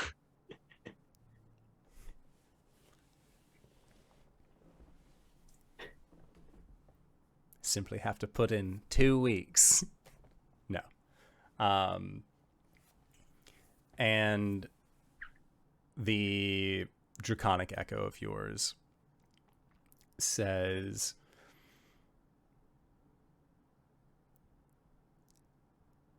it might prove inconvenient, but if that were the case, I will still do my best to aid. There's one thing that my predecessor and I disagreed on.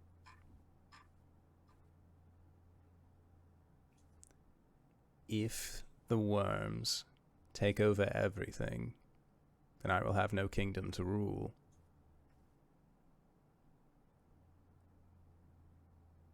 I do this for my subjects.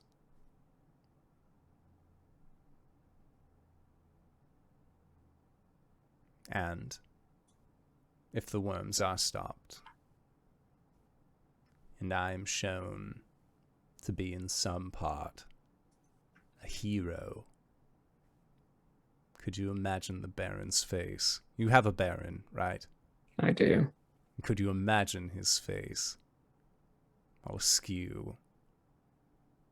That we were the ones who saved everything, not him.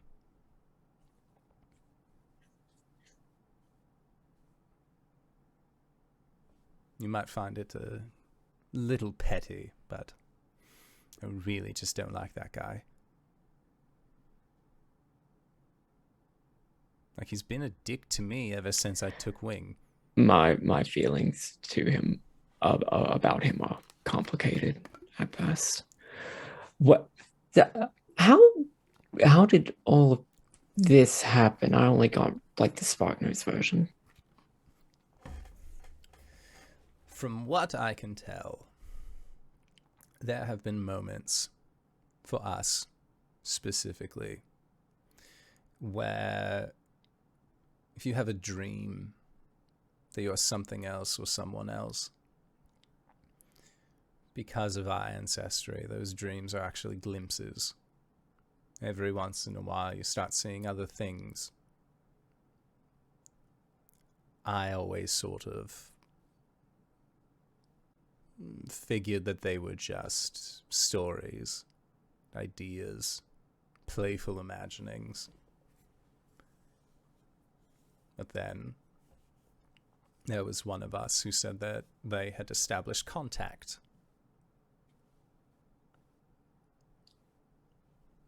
So I listened against my better judgment, and they told me to find the cavern of a great maw up in the north. I didn't exactly know what that was, but the people there seemed very welcoming to me when I arrived. They let me in. I didn't understand a single word of what they were saying outside of the Draconic, but they took me inside of a cave, and I made contact. And they said that there were others that were seeking potential communication. And I wanted to know. It was always sort of like knowing what I'm up to, let alone what I'm doing in other places, whether or not these dreams were a reality or not. It was more of a question. He just said, like, ever since I took wing, so I was more well, I wanted to know how he's walking around on 4 legs. Oh, this, yes.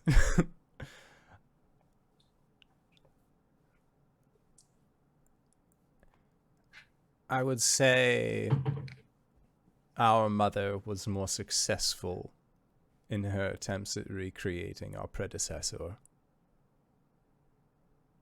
with me. She tried to raise me. Wasn't exactly a fan. Oh, she didn't just kill you. No. There was an attempt. So I flew her high up as I could and dropped her.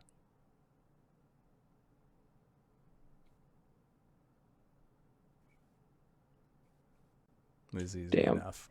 Damn, I can't believe he wizard booked her.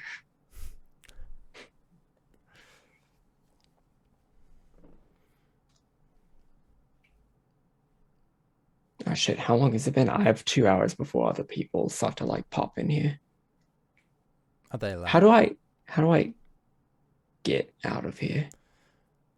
Well, where I'm from, the doors are open.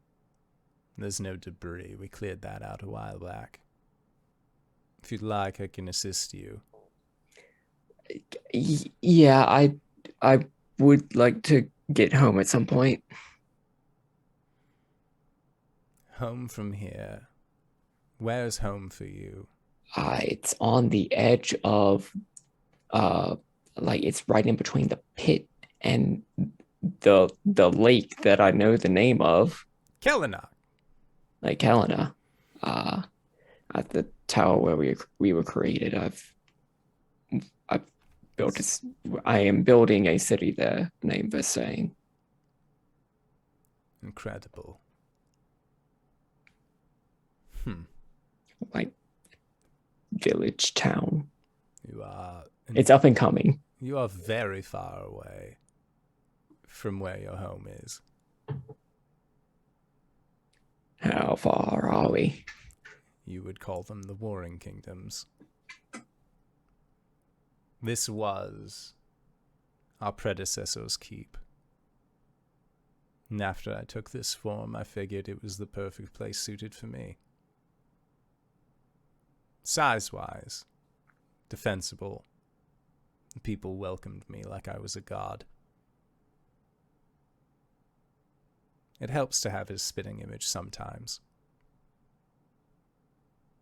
A lot of omens relating to it.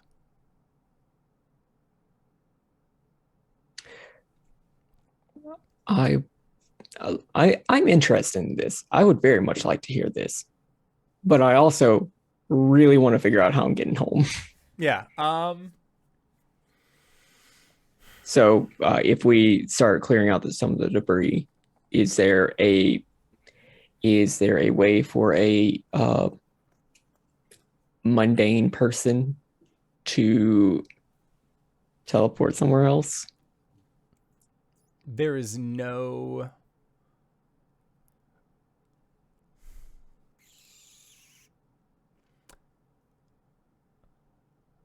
So with this,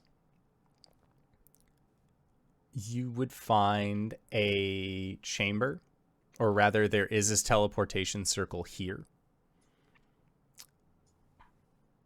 I would say that you would see this Arjhan, if you are ready to head back, tells you that they are capable of some magics, but only in this place, as long as it is relatively their place of power. And I would say that they would be able to send you back for this from here. So if you summon a draconic spirit in the future, they won't just be like, I'll teleport you again. But like, yeah. They can help you from here. And before they do, they say, I will send out scouts to try and find any of our other echoes. If it helps to bring us all together for the sole purpose of defeating these worms.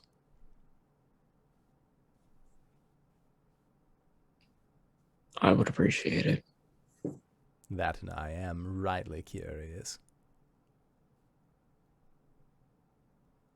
Seeing you has been enlightening. Much better conversationalist than the quiet one. I don't want to call him the flightless one, that seems rude. But he is missing wings.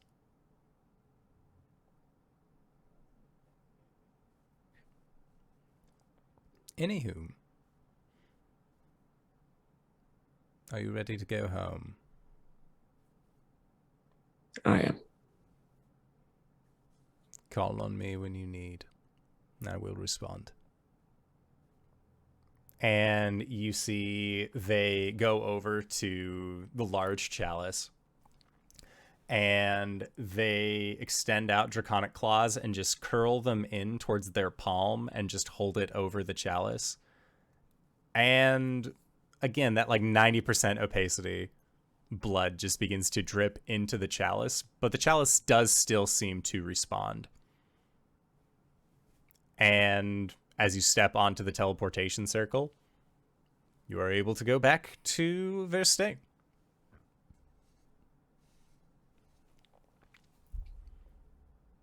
And upon arriving, you see Prescott has like a backpack on. He's got like a staff ready. Farron is telling him like, no, he's going to be fine. Like out of all of them, he's always the one who never, like him and this and Gwen, they always seem to, I guess it's really just the elves that we really have to be worried about kind of going a little haywire. Oh, Arjhan! See, Hello, I'm back. Find everything you needed. I think so, yeah. Surprisingly took a little trip to the Warring Kingdoms. And Prescott just, well, now we have a teleportation circle to the Warring Kingdoms. So I would not suggest it. And Farron, they don't like me down there. It's fine. You might not like where you get teleported to. Also that, we don't know where we'd be going. Thank you, Arjhan. I'm glad we could be of some assistance. And Prescott, who again is like dressed up like they were ready to ditch the guard life and go back to being an adventurer at like the drop of a hat. Just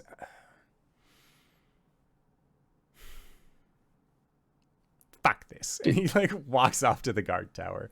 He doesn't seem mad at you necessarily. He just had his hopes up.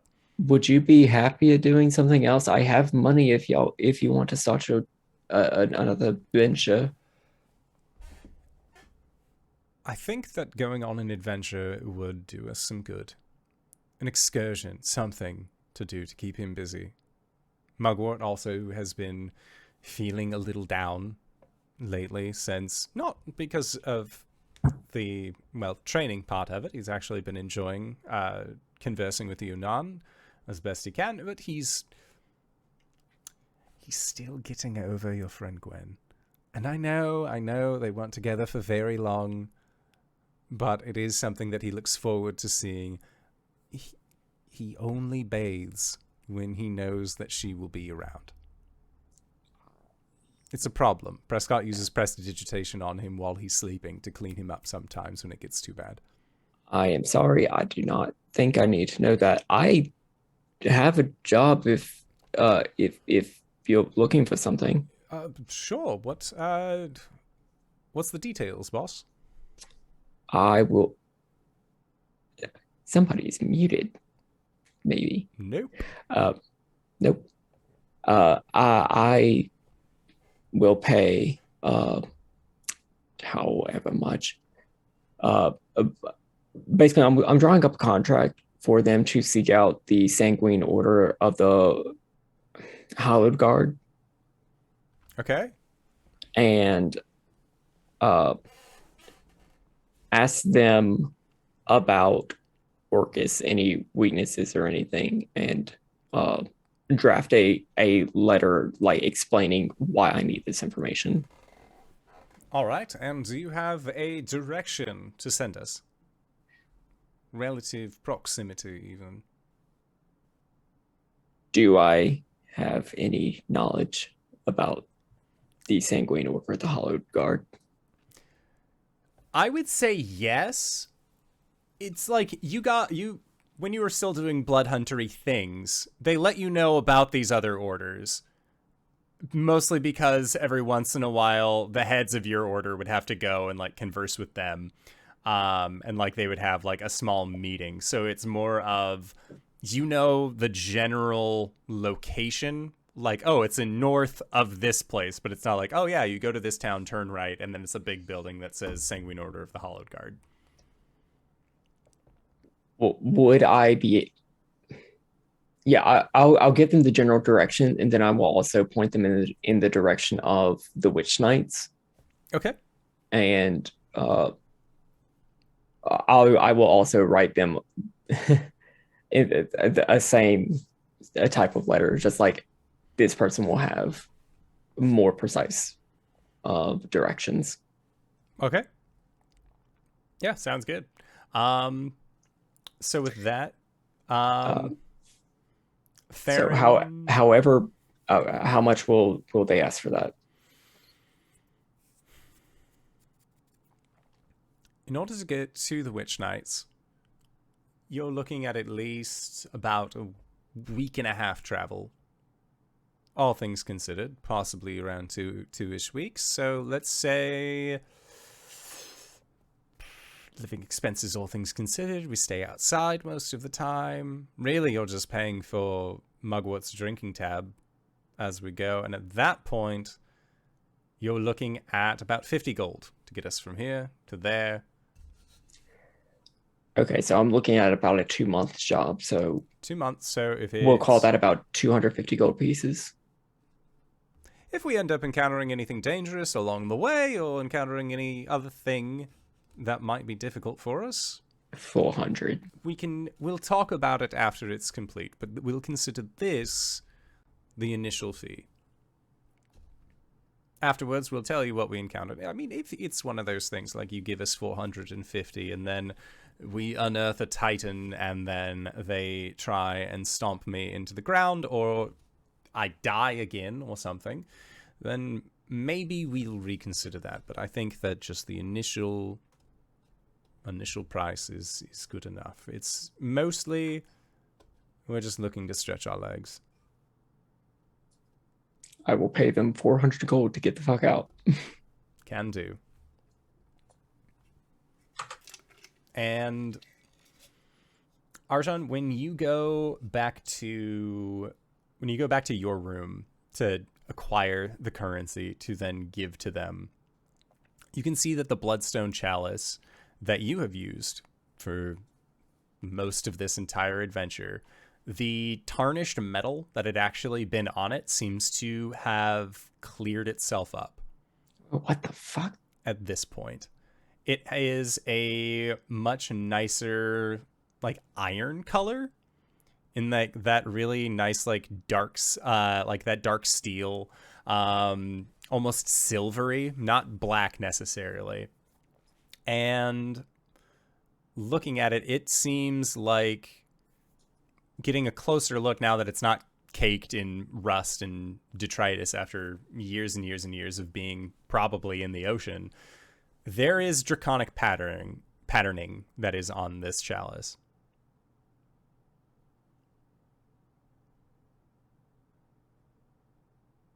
Where specifically did I get this?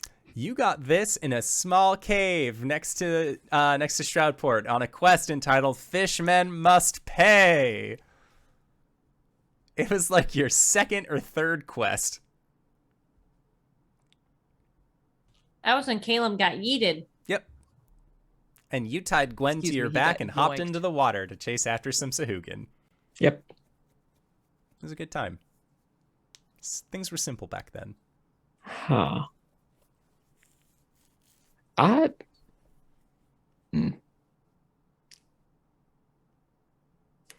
need to find like some sort of caster who knows how to seek out legendary lore. That's a later problem. Here you go, get the fuck out. Thank you. And you see, like, Mugwort just, "Monies, please." And, like, motions to Farron, and Farron's like, "You'll get paid after the job's done. You know you're not good with coin." Mugwort just sort of, like, laughs to himself that, yes, he is terrible with money. But yeah, the three members of Off Constantly, thank you for the money, thank you for the job, and they are going to go out and try and find the Sanguine Order of the Witch Knights. And then the Hollowed ones as well. Hollowed Guard? Hollowed Guard, yeah. Hollowed Guard, yes. If I put blood in the blood chalice, is there a difference? There is a difference. As the blood coagulates, you get the feeling like you could not only do the gemmies adjust and change to denote the variety of luck. However, it seems like being soaked in all of this money with you and being around all of this money has actually changed the properties of this. And this item will now count as a wakened dragon vessel. Where as long as you fill it with a little bit of blood, your blood can turn into a variety of things. Including wine, a potion of flying, a potion of superior healing, fire breath, potion of healing greater, mead,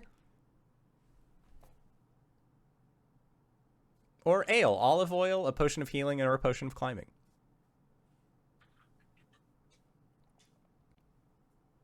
Okay.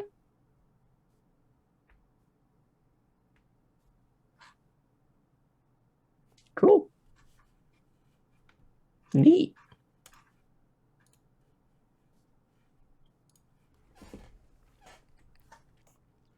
All right. This is wakened. Okay. Yes, this is wakened. Not ascendant. Wakened. So it's the very rare. See, D&D Beyond never made separate items for these, so Why would they? They're too busy working on other stuff. Cool things. Like Twitch integration. well, it was so they didn't have to make Like 5 versions of the same item. well, no, it's like not only would they have to make 5 versions of the same item, but like for the weapons, you have to do every single one of the weapons. Yeah, no, I get that.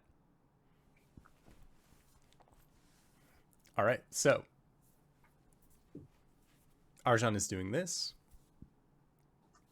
Caelum and Gwen, the two of you have woken up from an absolutely banger party that was being thrown thanks to Caelum's curious cabins in Dose.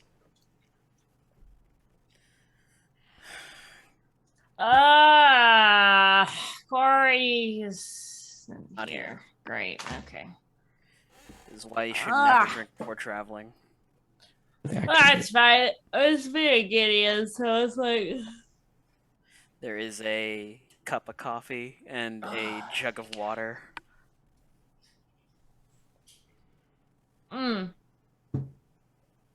Perfect. Okay. I'm just gonna go say goodbye, peeps, and then I'll be at the house. I'm gonna go set up I- some more cabins. Cool. I didn't do anything weird yesterday, did I? Nope, everything fell in line with what I would expect Gwen to do, so no. Solid. All right, cool. You did Well, propose to me. Oh. Well, you I'm know, flattered, but I haven't really considered a polyamorous relationship, but I have to talk to Philip about it. already regretting opening my mouth today. Alright. Gwen will make the rounds and say goodbye to everybody, let them know if they need to get a hold of her, how to do it. And then she'll trek over to the house and hopefully go to Silk Creek to see her boyfriend. Her beloved. Yeah. No, and when you like everyone is like super like, yep, we're still gonna be sending out the troops or the scouts, we're gonna figure out what all of this is doing. Just the way that you asked us. Have fun on your trip. Chua just sort of like gives you a big hug and says like basically regardless of what you have told us of the Raven Queen, you are still our chieftain. Oh, big yawn. All right. Yeah, no, thanks. I appreciate it. I think that talk went a lot better than I was expecting, you know? Like, I think I'm getting a hang of this. If it helps, you broke the news to the person it was going to be the most difficult to explain things to first. Yeah, I thought I owed that to you. She just nods and says, have fun on your trip. We will see you soon. Yeah. I'll be back. Yeah. Just like enters the tent. Hey, Gwen, are you guys going to war or something? Sorry? There's a lot of people mobilizing. Oh, yeah, we're going to do a lot of scouting soon. Yeah. Your skin has never looked better. Thank you. I'm trying out a new skincare routine. Looks Oh, nice. just so you're not shocked the next time he's here, he's aged quite a bit. I Because did of the not whole notice. Yeah, but he's gonna Bless you. age back down with a magic item that he has gotten. I see. It's not really fair, but Well, you know, if I didn't have this thing where every time I tried to cast powerful magic, it takes years off my life, I wouldn't have to use this. that's fair. That seems like it was a thing that you set up for yourself. Thank you, Chua. Thank you. Caelum, listen to your elders. Technically, he is my elder now, judging by the look on his face. Yeah, okay, but like not technically I get his to- body is older than yours, but like you've lived on this earth longer than he has. I get Ow, to no. relive my pugnacious youth. Look at me What did you do? rebelling against an old man. She just gets All a right. big grin on her face. Caelum turns to Chua and just fist waves. Hooligan. Get off my lawn. That's my line. All right, then we'll go to the Okay. house Gwen and to off. Silk Creek. Gwen, roll me a Constitution save. Oh boy. Oh, if there's anything I'm good at, it's this. Is this against a poison? Alcohol is a poison, yes. Yes, it is. Okay. It is also a Uh, solution, mind you. Yes. How's 27? Man, you just needed some greasy food. You're fine. Yeah, I'm good. I just needed a sandwich. Mm-hmm. It was more because if you're going like, I haven't seen my partner in like what feels like months, I'm gonna show Yeah. up just smashed, like really fucking hungover, like Yeah. go over well. However, when you arrive, Silt Creek is just, you know, it's really quaint to be back at this place. I mean, yeah, you saved it from, a ghost at one point during a harvest festival. Yeah. That was over a year ago. But all things considered, it's looking good. There's a lot of old folk here. Caelum fits right in. Caelum, should I wear my hair down? Do I look better with my hair down or up? Fine the way you are. You sure? He like leans over and kind of like wipes the corner of her mouth from like the greasy food. You're gonna be fine. All right, cool. No, that's no big deal. No, you're just seeing your partner after a while. Hand on her back as they walk. It'll be fine. Yep, and when you get to, it's just like an old, not really run down building. It looks nice, all things considered. I believe Silk Creeks is based out of a tavern for Tyrant Security. Yeah. Yep. So you get to this tavern, and standing outside of this building, they are over towards where all the horses are being kept. You can see Philip. He's wearing just a small white shirt. It's opened to show like 2 buttons down, a tasteful amount of chest hair perfectly coiffed, sweating in the morning sun as he is like shoveling hay for all of these horses. And he there's a little bit of steam coming off of him because he's working so hard and it's cold out. And he doesn't notice you at first and uses the back of his arm to wipe his forehead. Caelum reaches over and just taps the bottom of Gwen's jaw. Sorry. He looks a little bit more muscly than he did last time. All this adventuring's been good for the boy. Uh-huh. Yeah, it has. And he then turns getting that predator sense tingle on the back of his neck that he is being ogled. He turns to look at you, and in the middle of saying Gwen, Todd just butts him in the back. And the illusion that you had of him is both fixed in an instant and almost shattered. Oh, hey! Gwen! Hey! It's been so long! And Caelum, I didn't... You're old. And he just finger points. A lot of things have happened, Philip. Yes, apparently. I mean, I'm gainfully employed since the last time that we met. I legit killed a god. I mean, we killed a god. I feel like all of this would be better over drinks. Yes, please. Gwen walks up to him as he's oh, please come inside. And she's hugs him very awkwardly. And you hug him awkwardly. Philip is a professional hugger. He is. If there's oh my one God, thing he would that be. Philip is good at, it is the hug.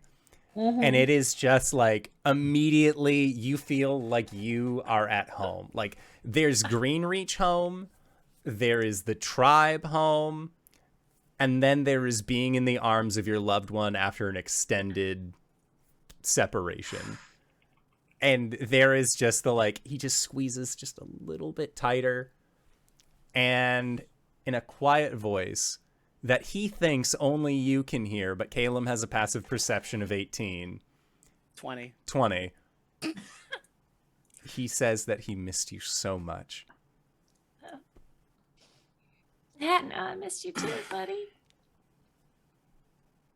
Hello, Todd. Scritch. Scritch.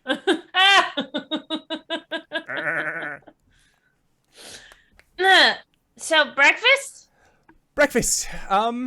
So you killed a god. Yeah.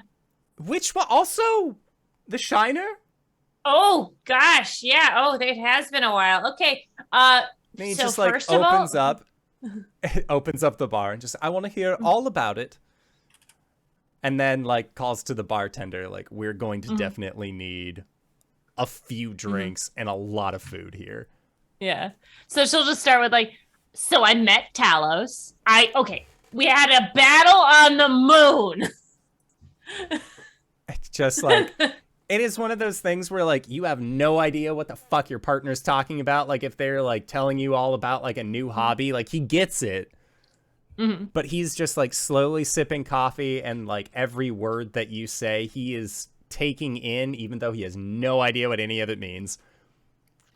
He's a simple boy from the country who went on a big adventure.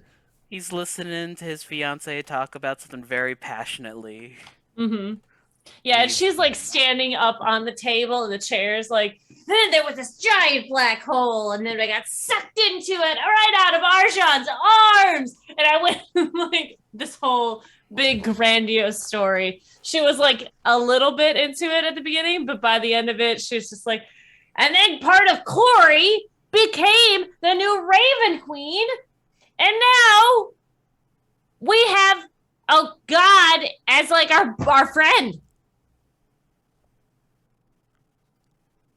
But you left a baby with a crazy man. And Cori's father. All right. So Cori's father, crazy man, baby. Cori's the Raven Queen. Kinda. Half of the Raven Queen. Yeah. Half of Part of Cora Cori is, yeah. So she's like a Venn diagram of bullshit. Yeah. Raven Queen, Lando Calrissian, Cori. Right. Landy Candy. Yeah. Raven Queen, Lando Lake's butter, Cori. So,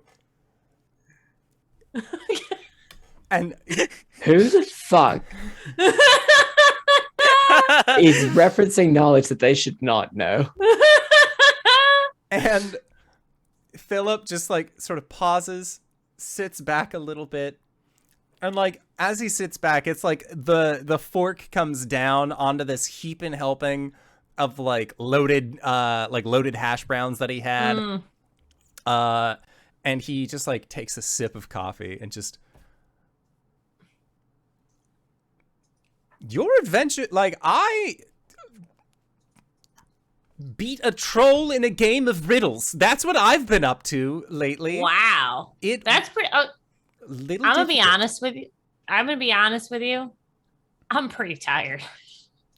We've been going hard for a long time, and I'm ready to like just like settle in. Well, hopefully you can settle in here a while. Not that you have to at all. I understand that you're very busy, and I wouldn't want to put you out. Right, no, the plan. Caelum's gonna head out. Caelum has quietly gotten up and left. I imagine, like, Caelum, it's one of those, like, I need to use the bathroom. You pay the tab for the whole meal and just leave. Fucking gone. Yeah, no, Caelum is gonna head back with the house, and I thought you and I could, travel up to the tribe and then maybe go up to Greenreach together if you can get the time. Arjhan said it was cool if you took the time off. So, for the most part, I don't really tell Arjhan when I'm taking time off. Right. We just You don't do what? It just appears from the shadow. You're not here. Is that what this HR report is about? You're not reporting time off? It's more of, he understands that there are downtimes between jobs, and when you do jobs, it's more of like like you work, but it's like a volunteer. If you don't do it, you don't get paid. It's not a salary thing. Right. So as long as I just say, hey, I'm taking like a quick break, it's not like a paid vacation, but I have been saving up a little bit. I have a total of about 60 gold set away. So I could probably, take a quick jaunt. Yeah. I mean, Arjhan gave me like 20 platinum, which sorry, I thought what? would cover a trip, right? That would, yes. That's, yeah. Mm-hmm. So Greenreach. Yeah. Where we're going? Is JD here still? Yes, she's still here.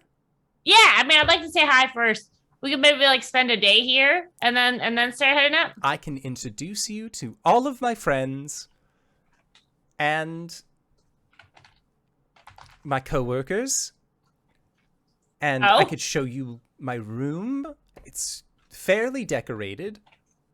Oh. And we've been working on getting a small theater troupe set up to just like put on. It's like a community theater. Oh, yes, the you old did. folks here love community theater. Oh, I'd love to see it. Are you doing any shows soon? I am putting on a one-man show. Gwen doesn't laugh. Gwen doesn't laugh.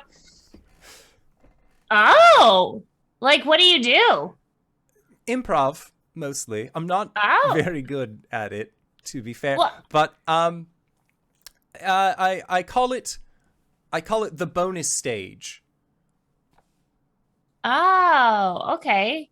So it's like an okay. No, I like that. I like Sometimes I make them think I'm writing a letter. Like I'll sit behind a desk that. and I'll talk to them as if I'm doing something, but like I'm not focusing on them inherently. Or like other times, me and one of my friends, like he'll join me on stage and like we'll play a game, but like we'll narrate the game really fun like for everybody. Oh. Okay, no, I'm down. Yeah, if you have a show coming up, we can wait for that and then head up. Well, that's the thing about community improv theater is that it can happen pretty much whenever. Yeah, no, I'd love to see your work. Well, I could do it tonight. I could put on a show this evening. Yeah, I'll make the rounds and see how everyone's doing, and then we'll have a show. We'll have dinner. We'll hang out, and then now I do candlelight and chill. I do have a stage name. Oh, it's Rob. Why would your they just really like it when they say, "Oh, it's bonus stage, Rob," and then they point at me. Oh. So if that happens, you'll know. Okay. What about? Okay, hear me out. Commas are cool. Okay. What about an underscore? What's an underscore? Have you heard about those? Is that like when you're playing golf and you're trying to get like lower than others? It's similar. However, it's like when you're separating a word, but you still want them contained together. So it's like you would do like bonus underscore stage underscore Rob. How about, hear me out on this. I've been thinking about it for a while. Do you remember that old performer who used to go around Greenreach? Cher. Oh, it was just one word. Right. Pompous, yeah. What if bonus stage Rob was just one word? Ooh, okay. No spaces, no commas. No spaces, I'm here. no commas, I'm here. no nothing, just one. Ooh, okay. I all like that. capitals. All capital. Oh, All like just yelling. It has to be in large text, otherwise. Yeah. It gets confusing. I get that. They have trouble reading it. Yeah. All right, cool. Yeah, no, I'm down. I missed you too.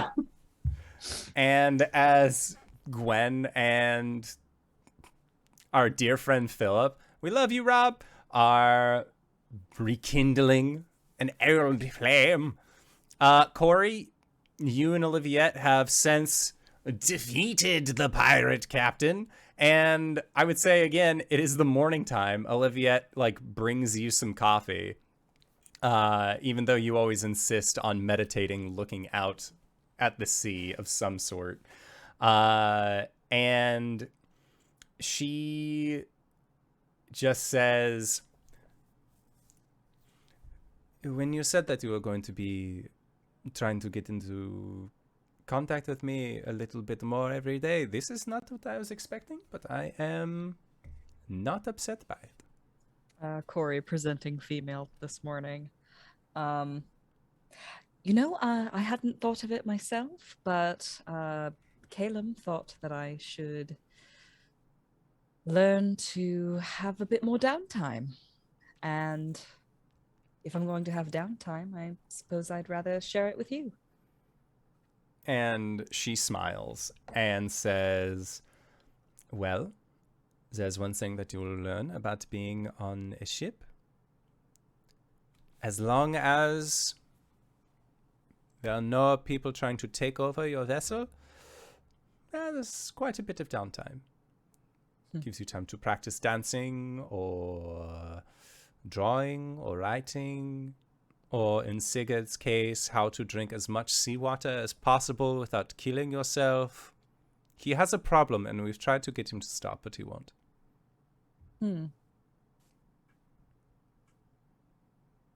Sorry, I'm a bit hung up on that. You really shouldn't drink seawater. That's what It's we bad for keep you. telling him. But he says if we want our ship to go to prospect without hitting any hiccups, that he needs to imbibe the queen's drink. Well, This is what I'm- we get for bringing on a cleric of Umberley. well, I understand wanting to please your god, but there's only so far that you should take that. Trust me, I know some gods. They're not really worth it. Yeah, and how is that working for you? It's great. Yeah? Cori fills her in on everything that has happened. So, I have a sister now, and another sibling who is a tree.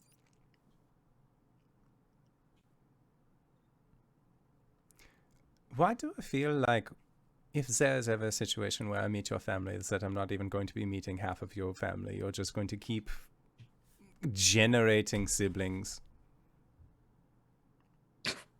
There's only so many times you can slice a being into multiple pieces until the pieces are too small and you can't slice them anymore. That is true. Right? I think so. I can't keep doing this. I am not a woman of science. Though, to be fair, it would be nice to be able to spend more time with you. And if there were more of me, then I could do that 24/7. And you can see when you say that, there is a quick like blush mark across her face. And then she like shakes her head and like has to like snap out of it. And then said, and just out of curiosity, you filling her in on everything, did you tell her about the one thing that you never told her about before, which was seeing her dead? Oh. And then it being Shar. That's a good question. You have a month on the sea together. Yeah, It I doesn't think have that'll to be now, but yeah, right now doesn't seem the right time to bring that up, but I do think that eventually Cori would bring it up and like explain things got pretty weird for a bit there. oh yeah. And I think that Olivia is just very happy to be able to spend more time with you. Things have been a little tumultuous for a while, but just having a little bit of an escape every once in a while. And also her first mate understanding Captain's girlfriend's on board, Captain's partner. They need to have some time together. That Olivia is also just like, this is great. I really don't have to do anything right now. And so the two of you can just actually have some time to be able to spend it with each other. This is very nice. Meanwhile, Caelum, you had Gideon after walking out of Gwen and Philip having a lengthy conversation, catching Philip in on everything, while Philip said that the most exciting adventure he's been on in a while has been beating a troll in a challenge of riddles. Caelum heads to a general store, picks up some parchment, quill, and ink, heads back to Gideon, and he begins to write. The title of the front page reads, A Home for Mr. Raven by Unknown, followed by Found Family by Sienna Shen. I love that. He's beginning to transcribe A Home for Ravens, and then adding on the next bit of the story. And I think that as you transcribe this book and you add on the next bit of the story, that is where we will call it for tonight's session. So I'd like to say thank you to everybody who decided to stop on by and join us for this wonderful session of Dungeons and Dragons. We're keeping it wholesome, folks. We're having a great time. I wonder what Remember the baby. We We remembered did the baby. remember the baby. We did. Philip remembered the baby. But with that, that is where it's time for sign-offs. It's a good time. It's a great time. But I always have a great time whenever these folks are on the show. RJ, where can we find you? What do you do? Hey everybody, my name is RJ, and you can catch me at RJustice282 on Twitter and Twitch, where I tweet about the nerdy things of my life and sometimes stream with my friends. You can catch me here on Mondays and Sundays. Mondays, of course, is Caelum the Shatterkai Wizard, and Sundays during our Witchlight campaign, where I play Vice, who is a tiefling rogue. Other than that, I believe, starting back up this week, we're back, baby, over at GGK, so Thursdays. Is going to be our Elegant Shadows campaign, which is a hacked version of Good Society plus Urban Shadows. I play Gus, who's a ghost, and he's in a bomb right now. Fudge, I forgot about that. And on Saturdays, I believe it's Mistborn this week. I'm not sure. I got to double check. Other than that, on Sunday mornings, you can catch me over at the Hype Goblins channel. We're doing some great things over there. We got our girl back. I play a Bard Sorcerer. That's me, DanaeKeener.com. Hello, everybody. I'm LBHackEmUp. You can find me at LBHackEmUp on the Twitters and Twitches, where I'm sometimes joined by Krieg, who will not leave me alone tonight. That's okay. I love you. You're a cuddly boy. You can find me at LBHackEmUp tomorrow at 3 o'clock in the afternoon. I'm not sure what I'm going to play yet. Maybe Death's Door. I've been playing some Destiny recently, or I might play some Dead by Daylight, which I haven't done in a while. But I'll be back on GGK Tuesday night for our session of the Burbs, where we're almost done. We might be able to finish it this week. We have to go back to town, die, get brought back, and then kill the people. We met, space aliens from Pluto. It's great. And then I'll be live for the rest of the week. Just check my Twitter. Normal stuff. Lauren and I are playing a new game on Friday because we finished It Takes Two. If you haven't caught up on that, check out the YouTube for those things. But that's it for me, and that's it for Krieg. DanaeKeener.com. Hoi, I'm Cyber. You can find me here on Mondays. You found us. You can find me on Saturdays over on the Capricorn Crosses channel. I'm playing a fantabulous witch who, oh God, things are happening. People are dead. Ooh boy. You can also find me on my own channel where I should be finishing up Minish Cap. And then I'll figure out what else to stream. Yeah. Shit. Campaign diaries eventually whenever I have the energy to make another one. DanaeKeener.com. Speaking of DanaeKeener.com, hi everybody, I'm Danae Keener. You can find me at DanaeKeener.com. I do nerdy drawings mostly related to D&D and a lot of things on this channel. You can also find me at Danae Keener on Twitter. I've got a pinned tweet there that says all the things that I'm up to, except for Monster Noir, which is on Thursdays, which has started up again. We're technically in our 3rd season, and come and see what all of the crazy shit, a werewolf, our vampire, our old fae, and our quick-time cowboy friend Zeke are getting up to. DanaeKeener.com.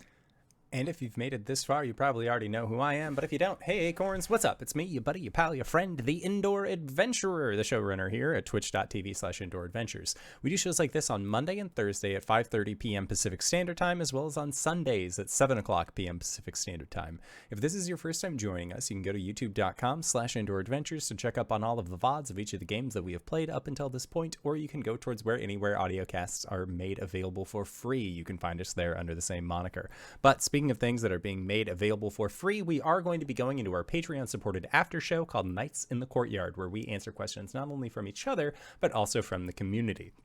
So if you have any questions to ask myself or any of these other fine folk, you can find the link to our Discord in the Twitch chat to the side or in the description of this video or audio cast down below. We have a side chat all set up called Questions for the Courts, and we will do our best to respond to each of those questions in kind. But with that, I would like to say once again, thank you to everybody who decided to stop on by. Thank you to these players for putting up with my bullshit once again this week. And we'll see all of you guys next time. All right, everybody. Bye-bye!